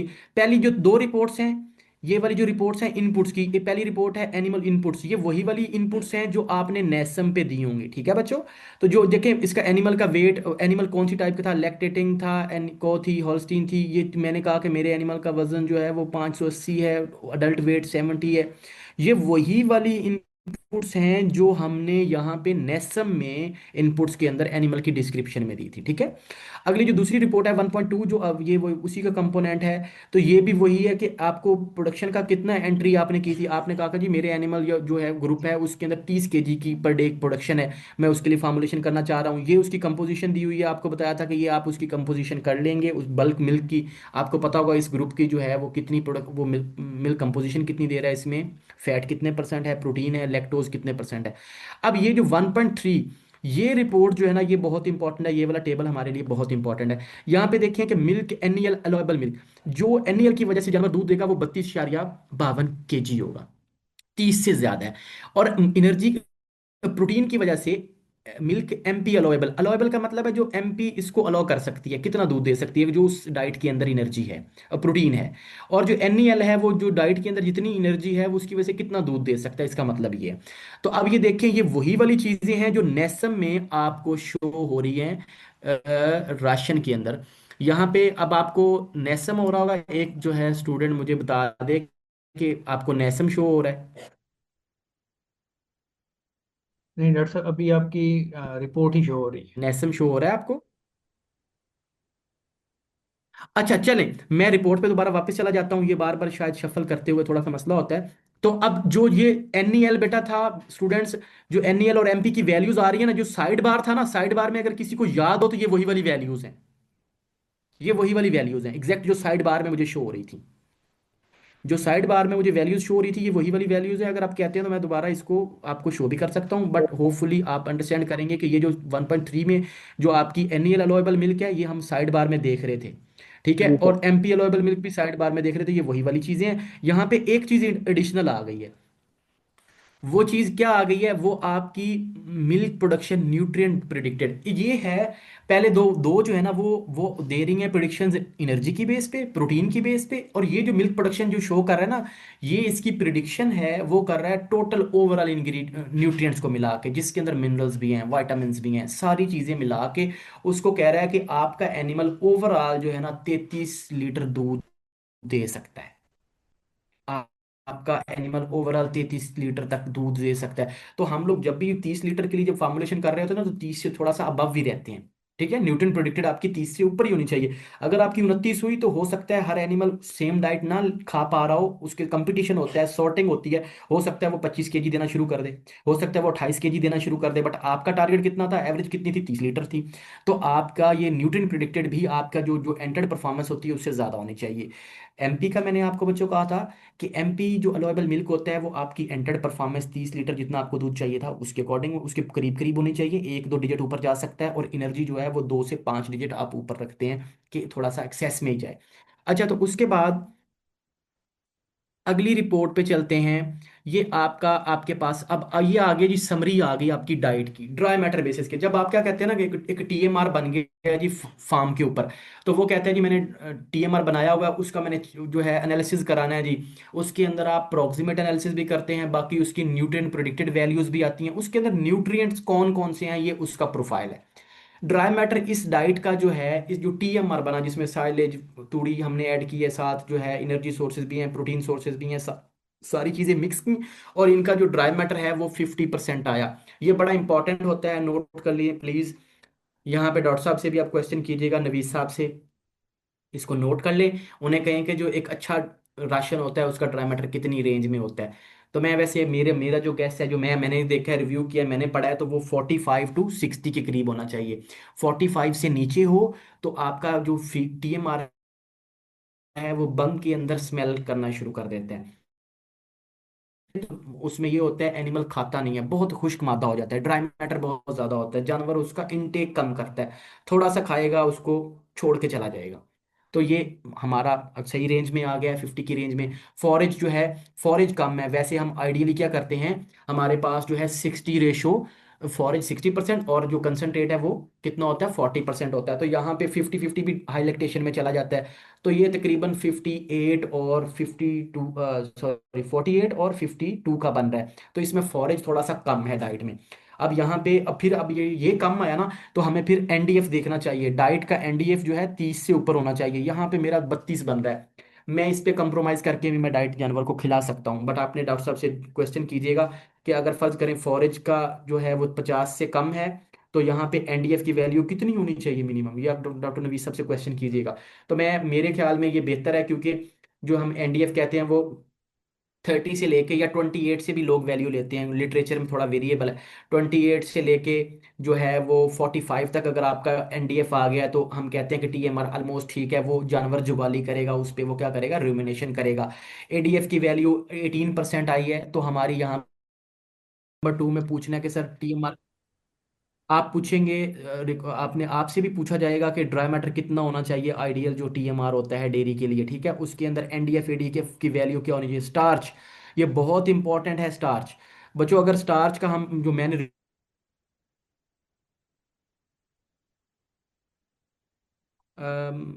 आवाज आ रही है सर? जी ठीक हो गया।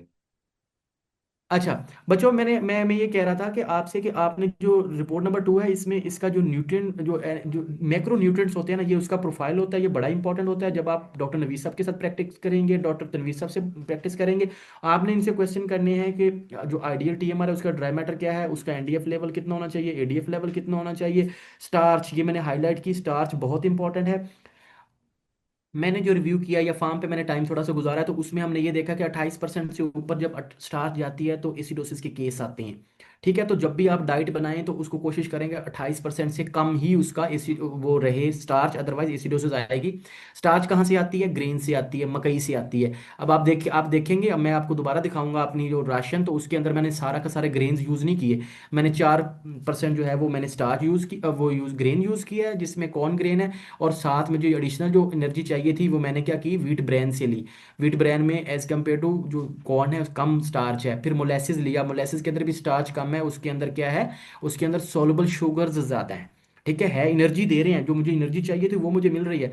और कंडेंस सोर्स मैंने सोप ऑफ फैटी एसिड ले लिया। तो मेरी जो है कंसनट्रेट ज़्यादा होने की वजह बावजूद भी मेरी स्टार्च जो है वो ज़्यादा नहीं हुई। यहाँ पे मैं हाई कंसनट्रेट डाइट दे रहा हूँ, ठीक है, इस डाइट को। बट इसमें फिर भी मेरी स्टार्च ज़्यादा नहीं है, उसमें मेरी इंग्रेडिएंट की सिलेक्शन थी कि मैंने क्या किया, मैंने ग्रेन्स को कम रखा, उनकी जगह पे मैंने क्या किया, मोलेसिस को थोड़ा ज़्यादा रखा है मैंने, बाईपास फैट यूज़ कर रहा हूँ, और साथ में क्या यूज़ कर रहा हूँ जी, व्हीट ब्रेन यूज़ कर रहा हूँ। अकेला जो है कॉर्न ग्रेन यूज़ करने के, कॉर्न ग्रेन यूज़ करता तो मेरी जो सारे के सारा कॉर्न ग्रेन यूज़ करता एनर्जी पूरी करने के लिए, तो यहाँ पे बहुत ज़्यादा होने चाहिए थी, होनी थी स्टार्च। इसी तरह ऐश कंटेंट आपके पास हो गया, फास्फोरस और जो है कैल्शियम कंटेंट्स भी आपके इसके साथ आ जाएंगे। तो ये आपका प्रोफाइल हो जाएगा जो मैक्रो न्यूट्रिएंट्स है। सोडियम कितना है, और ये डी कैड का भी दे रहा है, हमेशा जो पॉजिटिव डेयरी एनिमल्स होते हैं डी कैड पॉजिटिव में होता है। ठीक है, ये रिपोर्ट आपकी हो गई। इसके बाद जो है अगली रिपोर्ट है इंग्रेडिएंट्स की, डाइट इंग्रेडिएंट्स की। ये ये बहुत इंपॉर्टेंट ये वाला टेबल है। जब आप इंशाल्लाह फील्ड में प्रैक्टिस कर रहे होंगे, आप लोगों के लिए फॉर्मुलेशंस कर रहे होंगे, उसके लिए बड़ा इंपॉर्टेंट है। जब आप एमफिल आप फार्मर को जो रिपोर्ट देंगे ना, वो इस टेबल से देंगे। आप इस टेबल को सिलेक्ट करके किसी और पेज पे लेके जाएंगे, आपने फार्मर को ये वाला फार्मूला देना है, ये वाला। ठीक है, आप उसको ये देंगे, उसको नहीं बताएंगे कितने परसेंट, उसको परसेंट का नहीं पता कि मैं मकई कितने परसेंट डालूं, मैं वीट स्टॉक कितने परसेंट डालूं मैं, उसको केजीज का पता है। आप उसको कहेंगे कि आप मकई जो है ना एक जानवर के हिसाब से जो कॉर्न साइलेज है वो 28 किलो डालो, वीट स्टॉ 1 किलो डालो, कॉर्न ग्रेन वो 3.5 डालो। ये सारी वही वाली अब फार्मूलेशन आ गई जो मैं नेसम पे कर रहा था। तो मैंने आपको कहा था ना, मैंने 3.5 कॉर्न ग्रेन यूज़ किया है, उसके साथ जो है व्हीट ब्रेन भी यूज़ किया है कि इसकी स्टार्च ना बढ़े। मैंने जो है इसमें कैल्शियम सोप भी यूज़ किया है 200 ग्राम की, इसकी एनर्जी बढ़ जाए बट स्टार्च ना बढ़े। आपने ये पहला जो टेबल होता है, जो पहले दो कॉलम है, ये आपने फार्मूला देना होता है इस तरह का मिलता जुलता फार्मर को। आप फार्मर को सारा टेबल नहीं देते उसको, ये परसेंट का नहीं पता लगेगा, ड्राई मैटर केजी में उसको कोई नहीं समझ आएगी, परसेंट ऑफ ड्राई मैटर की कोई समझ नहीं आएगी। ये रिसर्च में यूज़ होता है, ये वाला जो परसेंट ऑफ ड्राई मैटर है एंड वाला कॉलम, ये हम रिसर्च में एमफिल पीएचडी में ये इन चीज़ों पे फोकस कर रहे होते हैं। जो आपका जो आर्टिकल्स होते हैं, पेपर होते हैं, उनके अंदर ये वाली चीज़ें लिखी होती हैं, परसेंट ऑफ ड्राई मैटर, उसमें साइलेज कितने परसेंट ऑफ ड्राई मैटर डाला हुआ है। ठीक है, ये सारी चीज़ें जो हैं आपकी परसेंट ऑफ ड्राई मैटर में ये वाली मैटर करती है लिटरेचर के अंदर, रिसर्च के अंदर। तो फार्म पे आप ये वाला टेबल दे रहे होते हैं। यहाँ पे इस टेबल में ना ये dry matter KG per day दिया हुआ है, ये बहुत इंपॉर्टेंट है। अब इसका मतलब ये है, आप कितना जानवर को ऑफर कर रहे हैं, एक दिन का ये जानवर कितना खाएगा, वो 20.7 केजी ड्राई मैटर खाएगा। ये आपसे अक्सर फार्मर पूछ लेता है जी आपने जो डाइट बनाई है उसका ड्राई मैटर कितना है जी केजी पर डे में, तो आप बताते हैं जी 21.7 KG per day dry matter आप दे रहे हैं। 21.7 केजी आप ड्राई मैटर दे के आप 30 केजी जो है वो दूध ले रहे हैं। ठीक है, तो इससे आप जो है एफिशिएंसीज भी निकालते हैं, तो ये यूज़ होता है, ये वाला भी इंपॉर्टेंट है dry matter KG per day में। तो ये टेबल बड़ा इंपॉर्टेंट था क्योंकि आपने फार्मूला बना के एट द एंड तो फार्मर को ही देना है। अच्छा, उसके बाद जो है ये वाला टेबल, मैं इस पे ज़्यादा टाइम नहीं लगाऊंगा, ये टेबल बता रहा है कि आपका जो है इंग्रेडिएंट कहाँ कहाँ से आ रहे हैं, न्यूट्रिएंट कहाँ कहाँ से आ रहे हैं। इसका मतलब ये है कि जो कौन साइलेज है, कौन साइलेज से ड्राई मैटर इतने परसेंट आ रहा है, ठीक है, सीपी से इतने परसेंट आ रहा है, ये सारी चीजों में से जो ये जो स्टार्च कितने परसेंट आ रही है, ये परसेंटेज में, या सॉरी इनके यूनिट्स दिए हुए हैं केजी पर डे, ये कितना आ रहा है यहाँ से, एक इंग्रेडिएंट से, कौन साइलेज से। इसी तरह यहाँ पे वीट स्टॉक क्या का दे रहा है आपके पास, वो जो कॉस्ट हमने सिलेक्ट नहीं की, तो यहाँ पे देखिए कौन ग्रेन है, परसेंटेज ऑफ ड्राई मैटर में कितना डाल रहा है, 14.6% डाल रहा है। सीपी इसकी कितनी दे रहा है केजी पर डे, 2.6। ये टोटल डाइट का इतने केजी वो इधर से आ रही है। ह्यूमन डिग्रेडेबल प्रोटीन कितनी आ रही है ग्राम पर डे में, आरयूपी कितनी आ रही है, एनडीएफ कितना आ रहा है, स्टार्च कितने केजी पर डे में आ रही है। अब यहाँ पे आप देखिएगा स्टार्च केजी पर डे में किस में सबसे ज़्यादा आ रही है, स्टार्च बड़ी इंपॉर्टेंट होती है, ठीक है, वो एसिडोसिस करा सकती है। अब यहाँ पे देखिए सबसे ज़्यादा साइलेज से स्टार्च आ रही है, बाज़ औक़ात हम लोग क्या समझते हैं कि ग्रेन से आ रही होती है, आल दो दूसरे नंबर पे कौन ग्रेन है 2 या 14, बट सबसे ज़्यादा कौन साइलेज से स्टार्च आ रही होती है, तो बहुत इंपॉर्टेंट होती है साइलेज इसकी स्टार्च। ये टेबल आपको बताता है कि हर इंग्रेडिएंट जो डाइट का था, ये वाले जो मैंने सिलेक्ट किए थे उनमें से वो क्या चीज़ें दे रहे हैं। अब ये देखो मैंने रीपसीड केक सिलेक्ट किया था बट मैंने यूज़ नहीं किया, वो सब जीरो में है, उसने कोई कंट्रीब्यूशन नहीं दिया क्योंकि मैंने उसमें डाला ही नहीं है उसको। ठीक है, अब यहाँ पे एनर्जी की सप्लाईज हैं, इसको आपको डिटेल में जाने की ज़रूरत नहीं है कि आपकी ग्रॉस एनर्जी किधर किधर जा रही है। ठीक है, एनर्जी की सप्लाईज वो अ, इस पे ज़्यादा डिटेल में हम नहीं जाएंगे। यहाँ पे आप लोगों को वो बता चुके हैं कि ये पॉजिटिव में, ये एमई की वैल्यू देखेंगे तो ये एमई का बैलेंस भी आ गया, ये एमई आप टोटल प्रोवाइड कर रहे थे, बैलेंस जो है वो इस सॉफ्टवेयर ने खुद से उठाया, इनटेक माइनस रिक्वायर्ड, ये रिक्वायर्ड जो इनपुट्स दी थी ना, आपका एनिमल हॉल्स्टीन था 500 केजी का था, 100 डेज इन मिल्क में था, बीसीएस उसका 3 था, और प्रोडक्शन 30 केजी थी, तो ये उस पे उसने उठा लिया, उसका रिक्वायरमेंट खुद से ले ली, और यहाँ पे इनटेक जितना आपने खिलाया उसमें से ये एक्स्ट्रा है। एमई जो है वो 3.2 किलो कैलोरी पर डे ज्यादा दे रहे हैं, और एनईएल जो है वो आप इतनी ज्यादा दे रहे हैं। ठीक है, तो ये उसने बैलेंस आपको दिखा दिया, एनर्जी के बैलेंस है, ये वही वाले बैलेंस है बेटा, 2.12, ये वही वाली वैल्यू है जो जो साइड बार में शो हो रही थी हमें, जो नेसम के साइड बार में यूज हमें शो करा रहा था, ये वही वाली है। अब आप ये वैल्यू याद रखिएगा, मैं आपको दिखाऊंगा जब आप नेसम की आउटपुट पे जाते हैं। अच्छा, ये एनर्जी वाला आपका चैप्टर हो गया। अब न्यूट्रिएंट कंट्रीब्यूशन भी बता रहा है कि जो स्टार्च है वो कहाँ कहाँ से ये देखिएगा, सॉरी,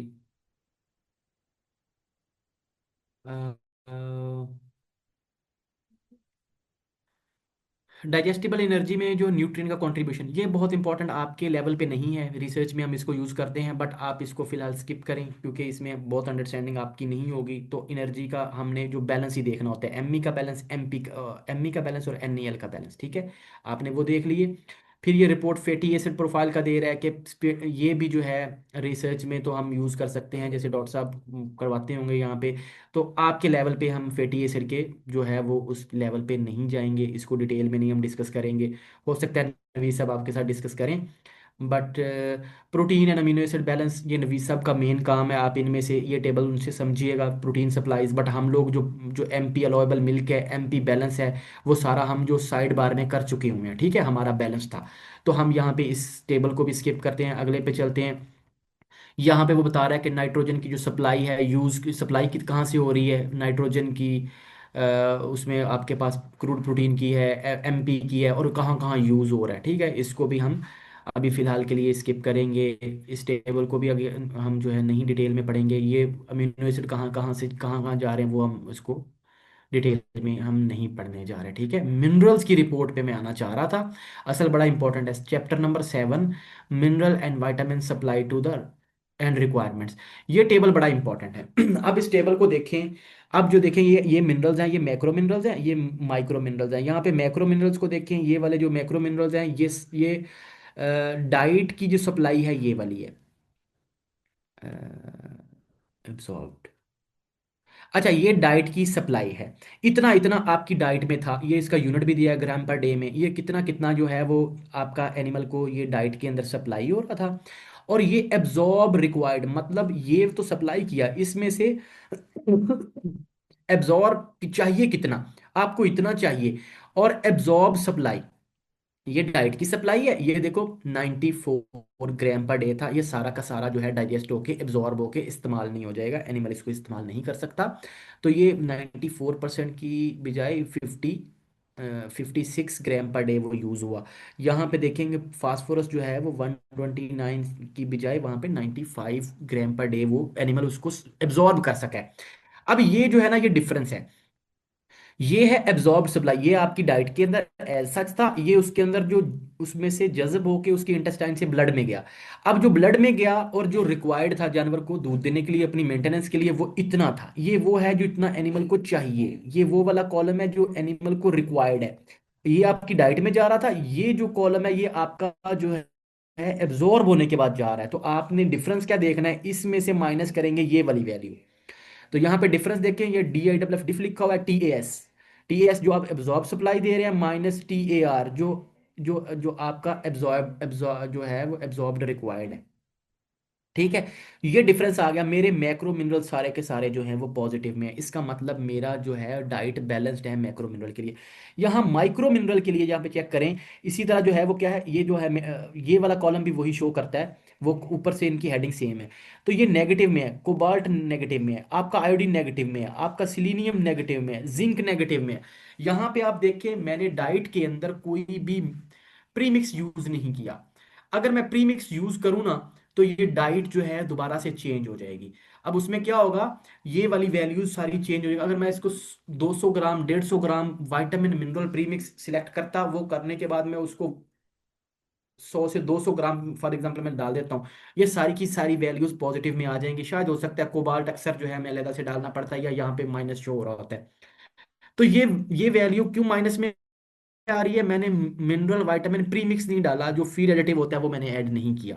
तो आप जब ऐड करेंगे तो वो वैल्यू सही हो जाएगी। अगर हमारे पास टाइम अब शॉर्ट है, अगर वो पॉसिबल होता तो मैं वो आपको ऐड करके दोबारा रिपोर्ट्स भी दिखा सकता था।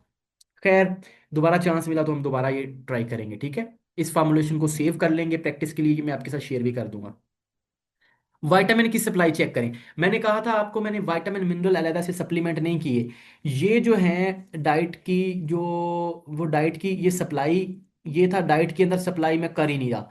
डाइट के अंदर विटामिन तो मैंने डाले ही नहीं, ठीक है, जो अलहदा से डाल रहे थे, ठीक है। उसके वैसे आएंगे, जो फाइबर है इंग्रेडिएंट से कहीं ना कहीं से आ रहा होता है, बट यहाँ पे वो सप्लाई में वो कह रहा है कि कुछ भी आप नहीं दे रहे, ठीक है। और ये रिक्वायर्ड था, इतने इंटरनेशनल यूनिट पर डे चाहिए था, तो वो सारा का सारा माइनस में बैलेंस चला गया। ये होती है बैलेंसिंग।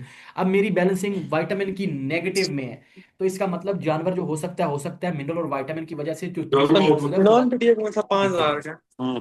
कितना डेढ़ ठीक दो है। का था। दो का है ना। अच्छा, तो ये मिनरल विटामिन जब आप यूज करेंगे ना, प्रीमिक्स यूज करते हैं, तो विटामिन वाला पोर्शन भी पॉजिटिव में आ जाता है, और ये नेगेटिव आपका जो माइक्रो मिनरल आ रहे थे ये भी पॉजिटिव में आ जाते हैं। तो ये आपका बैलेंस हो जाता है। ये आखिरी सेकंड लास्ट रिपोर्ट है।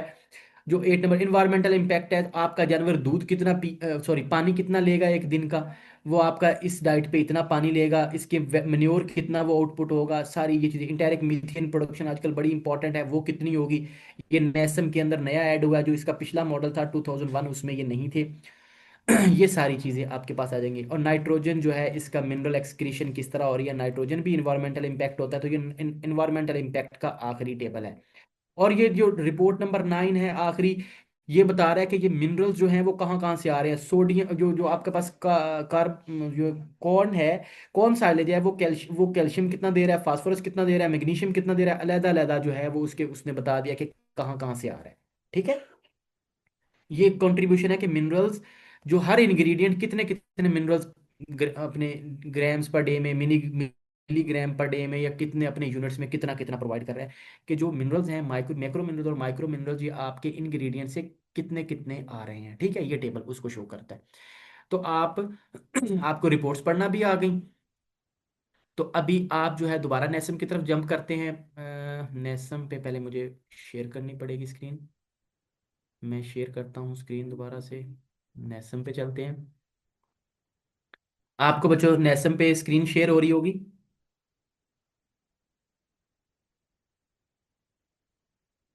आपको स्क्रीन शेयर हो रही है बच्चों नेसम पे। जी जी जी सर, हो रही है।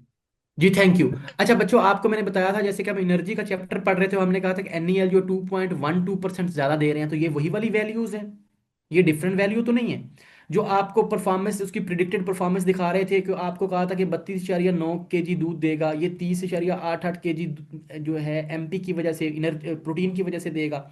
ये वही वाली वैल्यूज हैं जो हम क्या कर रहे हैं, जो यहाँ पे टूल बार में साइड बार में दिखाई गई हैं। ये स्टार्च देखें 27.27%, ये वहीं पे थी जो रिपोर्ट में पड़ी थी, वही वाली वैल्यू है। एनडीएफ जो है ये वही रिपोर्ट वाली वैल्यू है। सीपी की वैल्यू भी हमने गौर नहीं की, बट ये भी क्या है, वो रिपोर्ट वाली ही वैल्यू। अच्छा, तो इस डाइट को अब डाइट आपने एक बना ली, इसको आप बार बार अपडेट भी करते रहते हैं। अब आपने डाइट को सेव कैसे करना है, देखिए जी, आप किसी फार्म के लिए बना रहे, बाजवा फार्म उसका नाम था, तो बाजवा साहब के लिए आप डाइट बना रहे थे, तो आप इस डाइट को सेव भी करना चाहते हैं कि भाई उसको सेव भी कर लूँ। तो आप यहाँ पे फाइल में जाएंगे, आप इस डाइट को जब आपने बना लिया, आप फाइल पे जाएंगे, फाइल पे जाने के बाद सेव सिमुलेशन एज, आप इसको कैसा रखना चाह रहे हैं। मैं कहता हूँ जी, मैं अपने डेस्कटॉप पे रख लेता हूँ। आप पहले सिलेक्ट करेंगे कहाँ पे आपने डाइट अपने ये सेव करनी है। मैं कहता हूँ जी यहाँ पे रख लिया। फॉर एग्जांपल एक बाजवा डेयरी फार्म था कोई, ठीक है, मैंने उसके लिए ये रख ली डाइट बना के। मैं डिफरेंट फार्म्स के लिए अगर बना रहा हूँ तो मैंने ये सेव कर ली, तो बाजवा डेयरी फार्म के नाम से सेव हो जाएगी डेस्कटॉप पे। ये मैंने वहाँ पे सेव हो गई डाइट। ठीक है। अच्छा, उसके बाद अब आप क्या करते हैं, साथ जो आपकी रिपोर्ट आई होती है, ये भी आप एक फोल्डर बनाएंगे बाजवा डेयरी फार्म उसके नाम से, फाइल सेव एज के नाम से, ये भी साथ ही रख लेंगे। ये साथ रख लें, ठीक है। नहीं भी रखेंगे तो आपकी डाइट जो है वो आपकी सेव हो गई, तो आप उसको दोबारा लोड कर सकते हैं, दोबारा से उसका रिपोर्ट भी जनरेट कर सकते हैं। मैं देखता हूँ कि मेरी वहाँ पे आई है या नहीं स्क्रीन पे। तो मेरे यहाँ पे डेस्कटॉप पे चेक करना पड़ेगा मुझे कि वो आई या नहीं। खैर यहाँ पे थोड़ा डिफिकल्ट हो रहा है मेरे लिए।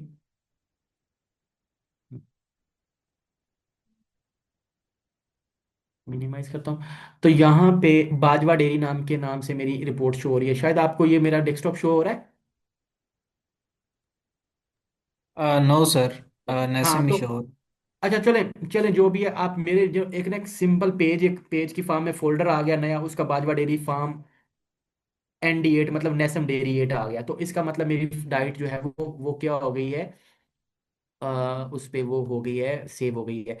मैं आपके साथ दोबारा से शेयर करता हूँ। अब इसको ओपन कैसे करना है। अब जब आप जाएंगे नेसम पे दोबारा से, अब यहाँ पे मैं राशन को क्लियर कर देता हूँ। जब आपको मैंने कहा था ना कि आप क्या करेंगे, जब इनपुट्स पे जाएंगे, इनपुट पे जाके कहीं आपने गलती से ही कुछ कर दिया, सॉरी, फीड्स में जाके आप क्या करेंगे जी, क्लियर राशन, सब कुछ छूट जाएगा यहाँ से।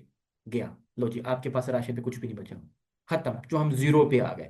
अब बाजवा डेयरी फार्म की फॉर्मुलेशन दोबारा से मैंने करनी है, तो आप डायरेक्ट उसको ओपन नहीं कर सकते फोल्डर को, आप नेसम के अंदर ओपन करते हैं। इस जो है, इस मॉडल के अंदर, इस सॉफ्टवेयर के अंदर ही ओपन करते हैं। यहाँ पे फाइल पे जाएंगे, लोड सिमुलेशन, सिमुलेशन का मतलब है किसी चीज़ का मॉडल, किसी चीज़ की कॉपी। तो लोड सिमुलेशन पे जाएंगे। अब वो मेरे से पूछेगा कहाँ से मैंने लेनी है, यहाँ पे मैं कहूँगा उसको कि मेरे डेस्कटॉप पे जाओ। डेस्कटॉप पे गया तो मैंने आपको बताया था कि मैंने एक फाइल सेव की थी, बाजवा डेयरी फार्म। ये बाजवा डेयरी फार्म है, मैंने बाजवा डेयरी फार्म को सिलेक्ट किया। ये फॉर्मुलेशन उसने उठा के इधर रखा। ये मेरे पास फॉर्मुलेशन है, मैंने इसको सेट एज 100 करता हूँ। वो पहले भी वैसे हुआ हुआ है, मैं इसको ये रिफ्रेश करता हूँ, वही वाली वैल्यूज हैं, कोई वैल्यू चेंज तो नहीं हुई बच्चों? आपको मेरी आवाज आ रही है? सर जी सर, आ रही है। यस। यहां तक अंडरस्टैंड आपने किया है?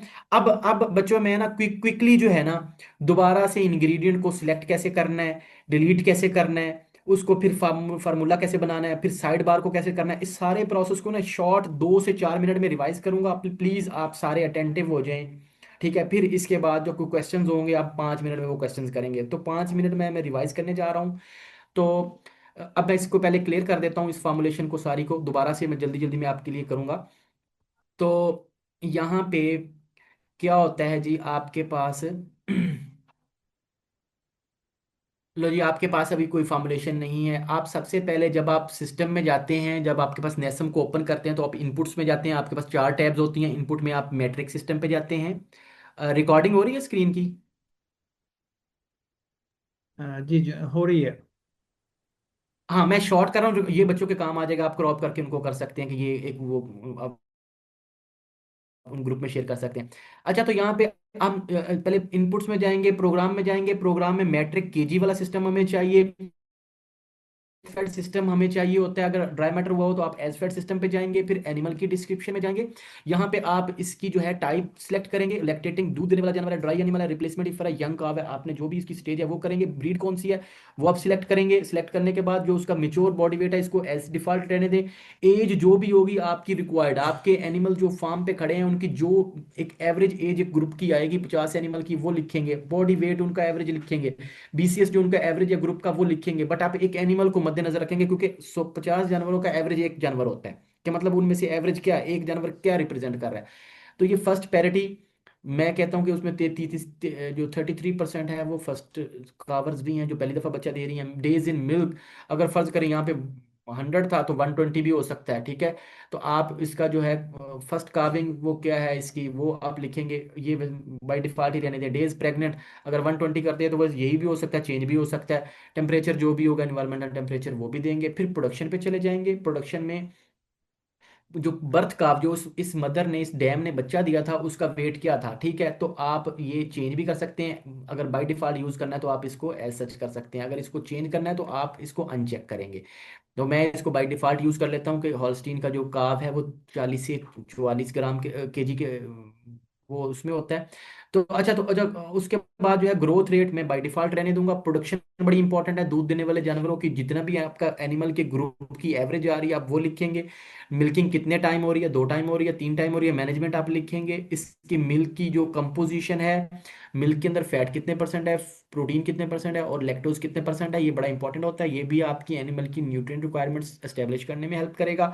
आपने मिल्क का कंपोजिशन करवा के आप उसके अकॉर्डिंग इसको चेंज कर लें, बेहतर होता है। मैंने प्रैक्टिस के लिए इसको नहीं यूज किया था, ठीक है? उसके बाद आपका एनिमल का प्रोडक्शन का ये आपका इनपुट्स कंप्लीट हुई। इनपुट के अंदर पहले प्रोग्राम सेटिंग आपने की मैट्रिक में, एज फेड में, फिर एनिमल की डिस्क्रिप्शन, फिर प्रोडक्शन दी। फिर आप फीड्स के अंदर आ जाते हैं। तो फीड के अंदर आपने आपके पास देखिए फीड में कोई चीज़ सेलेक्ट नहीं की हुई, तो राशन जो है आपका वहां पे भी कुछ नजर नहीं आ रहा।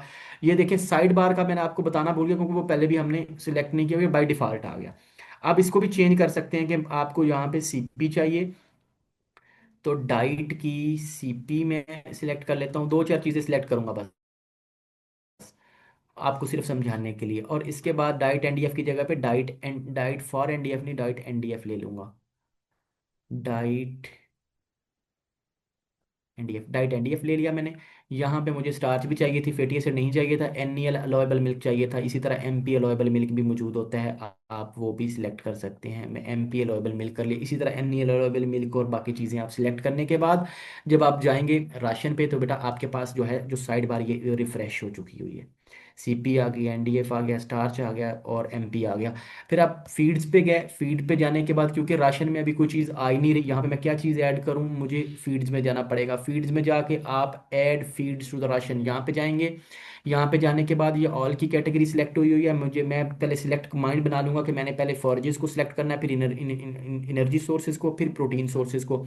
यहाँ पे फॉर एग्जांपल मैं कहता हूँ कि जी मैं कौन साइलेज मैंने लेना है, तो कौन साइलेज टिपिकल मैंने ले लिया। ठीक है, मैंने वीट स्ट्रॉ लेना है, मैं वीट स्ट्रॉ यहाँ पे ले लूंगा, फॉरेज पहले फॉरेजेस को ले रहा हूँ। तो आप वीट स्ट्रॉ नीचे होगा,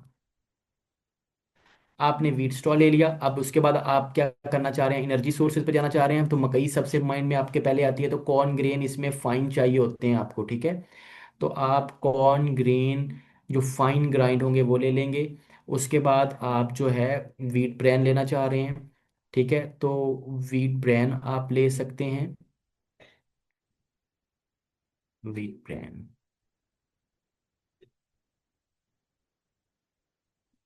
वीट, सॉरी, वीट ब्रेन, आपके पास वीट ब्रेन आ गया।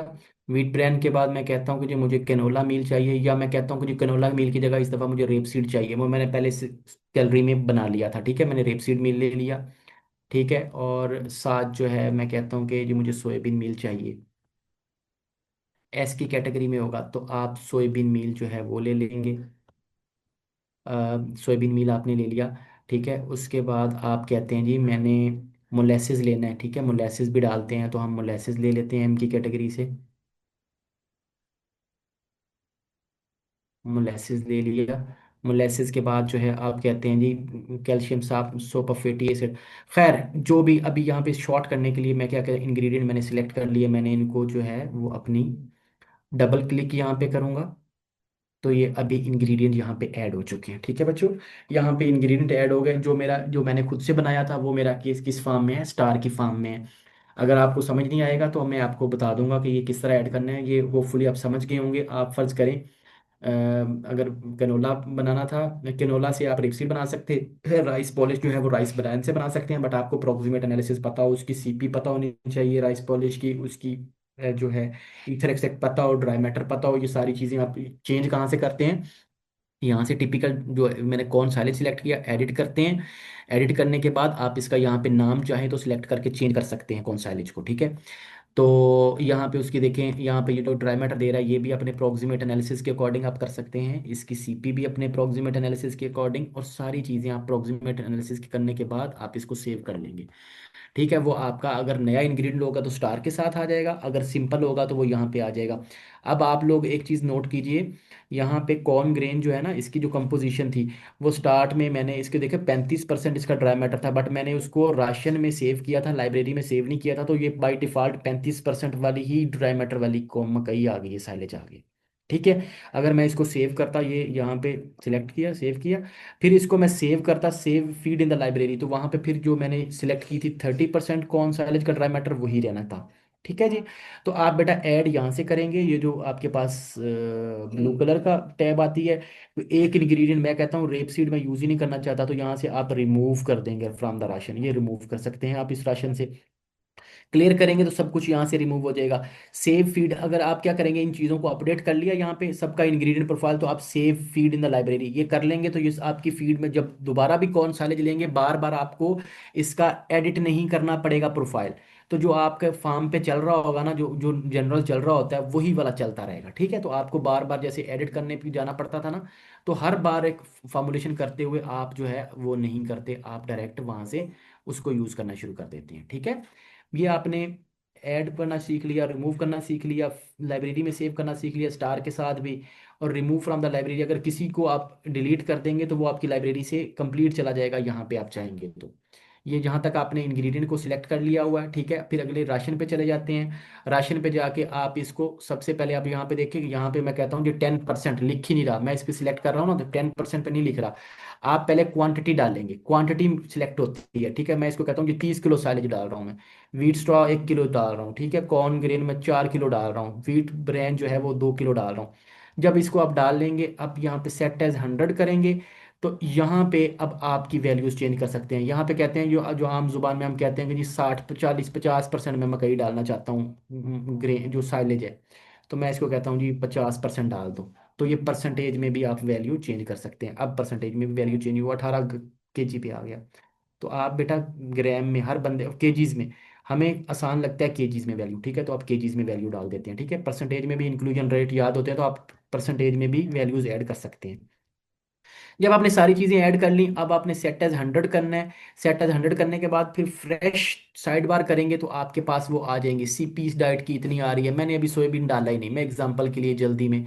तो अब आपके पास बड़ी सारी चीज़ें, अब बैलेंस मैंने निकाले नहीं थे, सिलेक्ट नहीं किए थे, तो ये आपका साइड बार रिफ्रेश हो गया। जब आपका साइड बार रिफ्रेश हो गया, फॉर एग्जांपल आपके पास सारा का सारा, जब ये फॉर्मुलेशन जो आपको लगता है यहाँ पे बैलेंस हो गई साइड बार में, फिर आप रिपोर्ट पे चले जाते हैं। रिपोर्ट पे जब आप जाते हैं, तो आप ऑल सिलेक्ट करते हैं। इसको सिलेक्ट करने के बाद जनरेट सिलेक्टेड रिपोर्ट्स, तो आपके पास जो पीडी जो है वर्ड की फॉर्म में 10 रिपोर्ट्स आ जाती हैं, ठीक है। उसमें एक डिफरेंट रिपोर्ट्स हैं, वो हमने डिस्कस की हैं। डॉक्टर नवीसा भी इंशाल्लाह आपके साथ डिटेल में डिस्कस करेंगे। तो अभी जो है क्वेश्चन आंसर सेशन होगा, जल्दी जल्दी आप जो है क्वेश्चंस करेंगे, तो इंशाल्लाह हम कोशिश करेंगे उसको एड्रेस करने की। Thank you. सर क्वेश्चन ये है कि अगर हमारे पास इस तरह लोकल एनिमल्स हैं अभी पाकिस्तान के, बफलो के लिए हमने डाइट बनानी है, वो साजिद जी। तो इधर है ही नहीं सॉफ्टवेयर में, तो उसके लिए सभी, एक मिनट जी, इस तरह करें, बाकी स्टूडेंट जो क्वेश्चन पूछना चाह रहे हैं वो चैट में जल्दी जल्दी ऐड कर दें, क्योंकि पूछने में बाज़ दफ़ा टाइम ज़्यादा लग जाता है। तो सभी आप कंटिन्यू करें। हाँ जी। हाँ जी।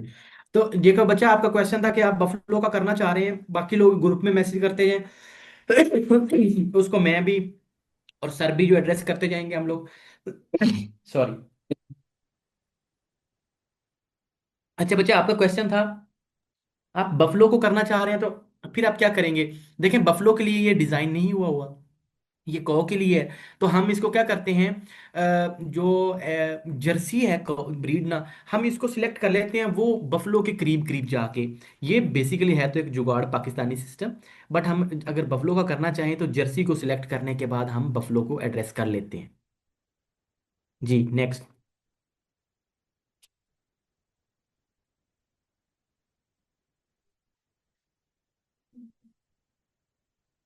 जी सर, मेरा एक क्वेश्चन है। जी प्लीज। जी सर, हम इस नेसम से सर, हम अगर लोकल जो रूरल फार्मिंग में जो वंडा हम बनाते हैं, जी। जिसमें हम फॉरेज वगैरह जिस एडजस्ट करते हैं, तो उसके लिहाज से सर हम वो बना सकते हैं, तो उसमें पीछे हमें देनी तो पड़ेगी ब्रीड, या उसका कोई इफेक्ट होगा फिर सर उस पर? एज सच नहीं होगा। वैसे डॉक्टर तनवीर साहब आपको ज़्यादा अच्छा आंसर कर सकते हैं, वैसे हम लोग भी वंडा इससे बना लेते हैं। आप ऐसा करते हैं कि एक जो फर्ज करें लोकल एनिमल के लिए, बफलो के लिए बना रहे हैं, तो जर्सी सिलेक्ट करके जो उसका साइलेज वाला पोर्शन है, जो फोरेजेस वाला, वो निकाल दें। और जो जो जिसमें आपकी मकई है, आपका जैसे कि कॉर्न ग्रेन है, व्हीट ब्रेन है, जितने भी ये सोयाबीन मील है, कनोला मील है, इन चीज़ों का सारा का जो दोबारा परसेंटेज दोबारा निकाल लेते हैं, बाकियों को जीरो कर दे, पहले एक दफ़ा बना के फॉर्मुलेशन, फिर बाद में फोरेजेस को निकाल के उसके अकॉर्डिंग परसेंटेज एडजस्ट कर लेते हैं। तो ये वैसे हम कर सकते हैं। ये ग्रुप में इंशाल्लाह अगर आप कहेंगे तो इसमें कोई एक स्क्रीनशॉट में बना के ना वो आपके साथ शेयर कर दूंगा, कर सकते हैं। जी, इसमें साजिद मैं जी आपको सर, ठीक गाइड होगा, कर देता हूँ। नॉर्मली जिस तरह अभी डॉक्टर साहब ने बताया, यही सिचुएशन होती है, क्योंकि ये बेसिकली एक कह लें कि आपका एक कैलकुलेटर बना हुआ है। आपने अकॉर्डिंगली फीड स्टफ ऐड करके उसको परसेंट में कन्वर्ट करना है, उसमें कर लें। तो इशू जो मेजर होता है कि आपका जो बैकग्राउंड नॉलेज है और जो फीड स्टफ की कंपोजिशन है, उसको आपने लाजमी ज़हन में रखना होता है, क्योंकि हमारे अपने लोकल एनिमल की रिक्वायरमेंट भी मैच नहीं कर रही होती। तो वो थोड़ा सा आप कह लें कि जो ट्रायल एंड एरर होता है, उसकी बेसिस पे हमारा एक्सपीरियंस जनरेट होता है, तो फिर हम इसको ऑप्टिमाइज कर लेते हैं। Right sir. जी। जी सर, जी मेरा एक शुक्रिया सवाल सर, है। हेलो। जी जी अली। जी सर मेरा ये क्वेश्चन था, क्योंकि अभी हमने एसफर्ट बेसिस के ऊपर तो कंप्लीट कर लिया है। क्योंकि जो हम फार्म के ऊपर फॉर्मुलेशंस देख रहे होते हैं, वो हम देख रहे होते हैं ड्राई मैटर बेसिस के ऊपर। क्योंकि हमने अपने एफसीआर को देख के मिल्क प्रोडक्शन को और कितने परसेंट ऑफ फीडिंग हम किस पेन को कितनी डाल रहे होते हैं, तो उसमें ना बड़ा हेल्पफुल होता है हमारे लिए ना ड्राई मैटर बेसिस के ऊपर। तो मैं यही कहूँगा कि नेक्स्ट अगर कोई सेशन हो तो उसमें हम फार्मूलेशन को ड्राई मैटर बेसिस पे भी करें। जी बिल्कुल किया जा सकता है। बेसिकली डॉक्टर साहब मेरी करेक्शन कर देंगे। वैसे हम फार्म के लेवल पे जो काम करते हैं तो वो एजफर्ट बेसिस पे ज़्यादातर हम करते हैं, और फार्मूलेशन भी जो देते हैं फार्मर को वो एजफर्ट पे देते हैं। बट आप उसको ड्राई मैटर बेसिस पे कन्वर्ट कर सकते हैं। हम इसी फार्मूलेशन को ड्राई मैटर बेसिस पे भी कन्वर्ट कर सकते हैं। आप उसकी जो है इस फार्मूलेशन करके उसकी बेसिस जाके बैक पे चेंज कर दें, वो आपके ड्राई मैटर बेसिस पे होगी। सर एम आई राइट? जी मुजद्दद ठीक है, इसमें जी इनपुट बिल्कुल में। ऐसे, बिल्कुल ऐसे। हाँ, राइट है आप। जो इनपुट है हमारी वहीं पे है, अगर हम इसको कर लें तब भी वो हो जाएगा। जी जी हो जाएगा, इस पे हो जाएगा, कोई मसला नहीं है। हम्म, ड्राई मैटर बेसिस पे भी कर सकते हैं। बट एक फार्मर के लिए जब हम फॉर्मुलेशन कर रहे होते हैं तो वो हम मोस्टली एज फेड बेसिस पे कर रहे होते हैं। एसफर्ट ठीक है, बिल्कुल ऐसे एसफर्ट वो इजी होता है उनके लिए अंडरस्टैंड करना। जी जी बिल्कुल बिल्कुल। तो इसमें भी हमें ड्राई मैटर बेसिस पे प्रोडिक्शंस दे रहा है। वो जो हमने रिपोर्ट्स पढ़ी थी ना डिटेल में, तो उधर जी उधर आके बिल्कुल आप ऐसे। देखिएगा वो आपको ड्राई मैटर बेसिस पे वो बता रहा होता है कि न्यूट्रिएंट कंट्रीब्यूशन कितना कितना आ रहा है। हर हाँ चीज जी। ड्राई मैटर बेसिस पे भी रिपोर्ट्स हैं, जो हम डिटेल रिपोर्ट्स देख रहे थे वर्ड में, वो ड्राई मैटर बेसिस पे भी है, एसेट पे भी है, दोनों पे है। जी बिल्कुल ऐसे ही है, अ, बिल्कुल ऐसे ही है। ये इसमें thank you, next Naseem please. Naseem Arsal का क्वेश्चन है, व्हाट अबाउट कास्टिंग। तो इसका मैं आंसर दे देता हूँ, मुजद्दिद इसको एडअप भी इसमें कर देगा। इसमें नसीम इस तरह है कि आप प्राइस उसको खुद ऐड कर लें। ये basically least cost feed formulation का सॉफ्टवेयर नहीं है कि जो आपको सस्ता तरीन राशन बना के दे। तो इसमें कॉस्टिंग जो है वो बेसिकली आप जब प्राइस ऐड करेंगे तो आपके पास कॉस्ट भी आ जाएगी, तो आप अकॉर्डिंगली उसको एडजस्ट कर सकते हैं। जी मुजद्दिद। Thank you sir. बिल्कुल ठीक है सर। जी आई थिंक अभी मेरे ख्याल कोई नेक्स्ट और प्लीज। क्वेश्चन। Yes, anyone. जी अब मेरा ख्याल है क्वेश्चन कंप्लीट हो गए और सेशन भी 2 आवर्स का हो गया है। तो इसमें जी सर। मैं शुक्रिया अदा करता हूँ मुजद्दिद साहब आपका, कि आपने बहुत टाइम दिया और बहुत डिटेल से चीज़ों को एक्सप्लेन किया। तो इंशाल्लाह डॉक्टर नबीस साहब के साथ भी टाइम टाई अप करके तो उसको फिर इंशाल्लाह हम अगला जो प्रैक्टिकल सेशन है उसको भी कंडक्ट करेंगे।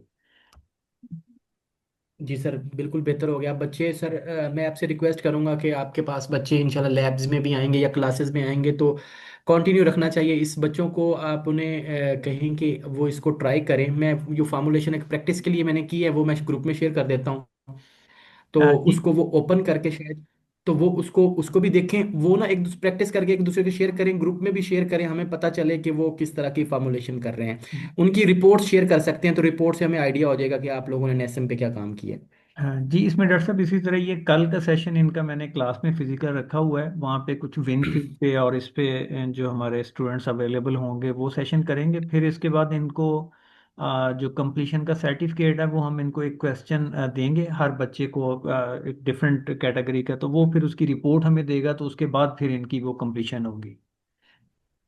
सही है सर, ग्रेट थिंग। ठीक है sir, thank you very much. बहुत अच्छे बच्चे थे, कोऑपरेट किया। आपकी क्लास जो है स्टूडेंट्स बहुत अच्छे हैं, उन्होंने कोऑपरेट किया। थोड़ा बोरिंग हो जाता है शायद तो, बट नहीं कोऑपरेट इट्स किया ओके, बच्चों ने। ये काफ़ी इंटरेस्टिंग रहा, क्योंकि अगर बोरिंग होता तो इनकी बोरियत नज़र आ जानी थी हमें।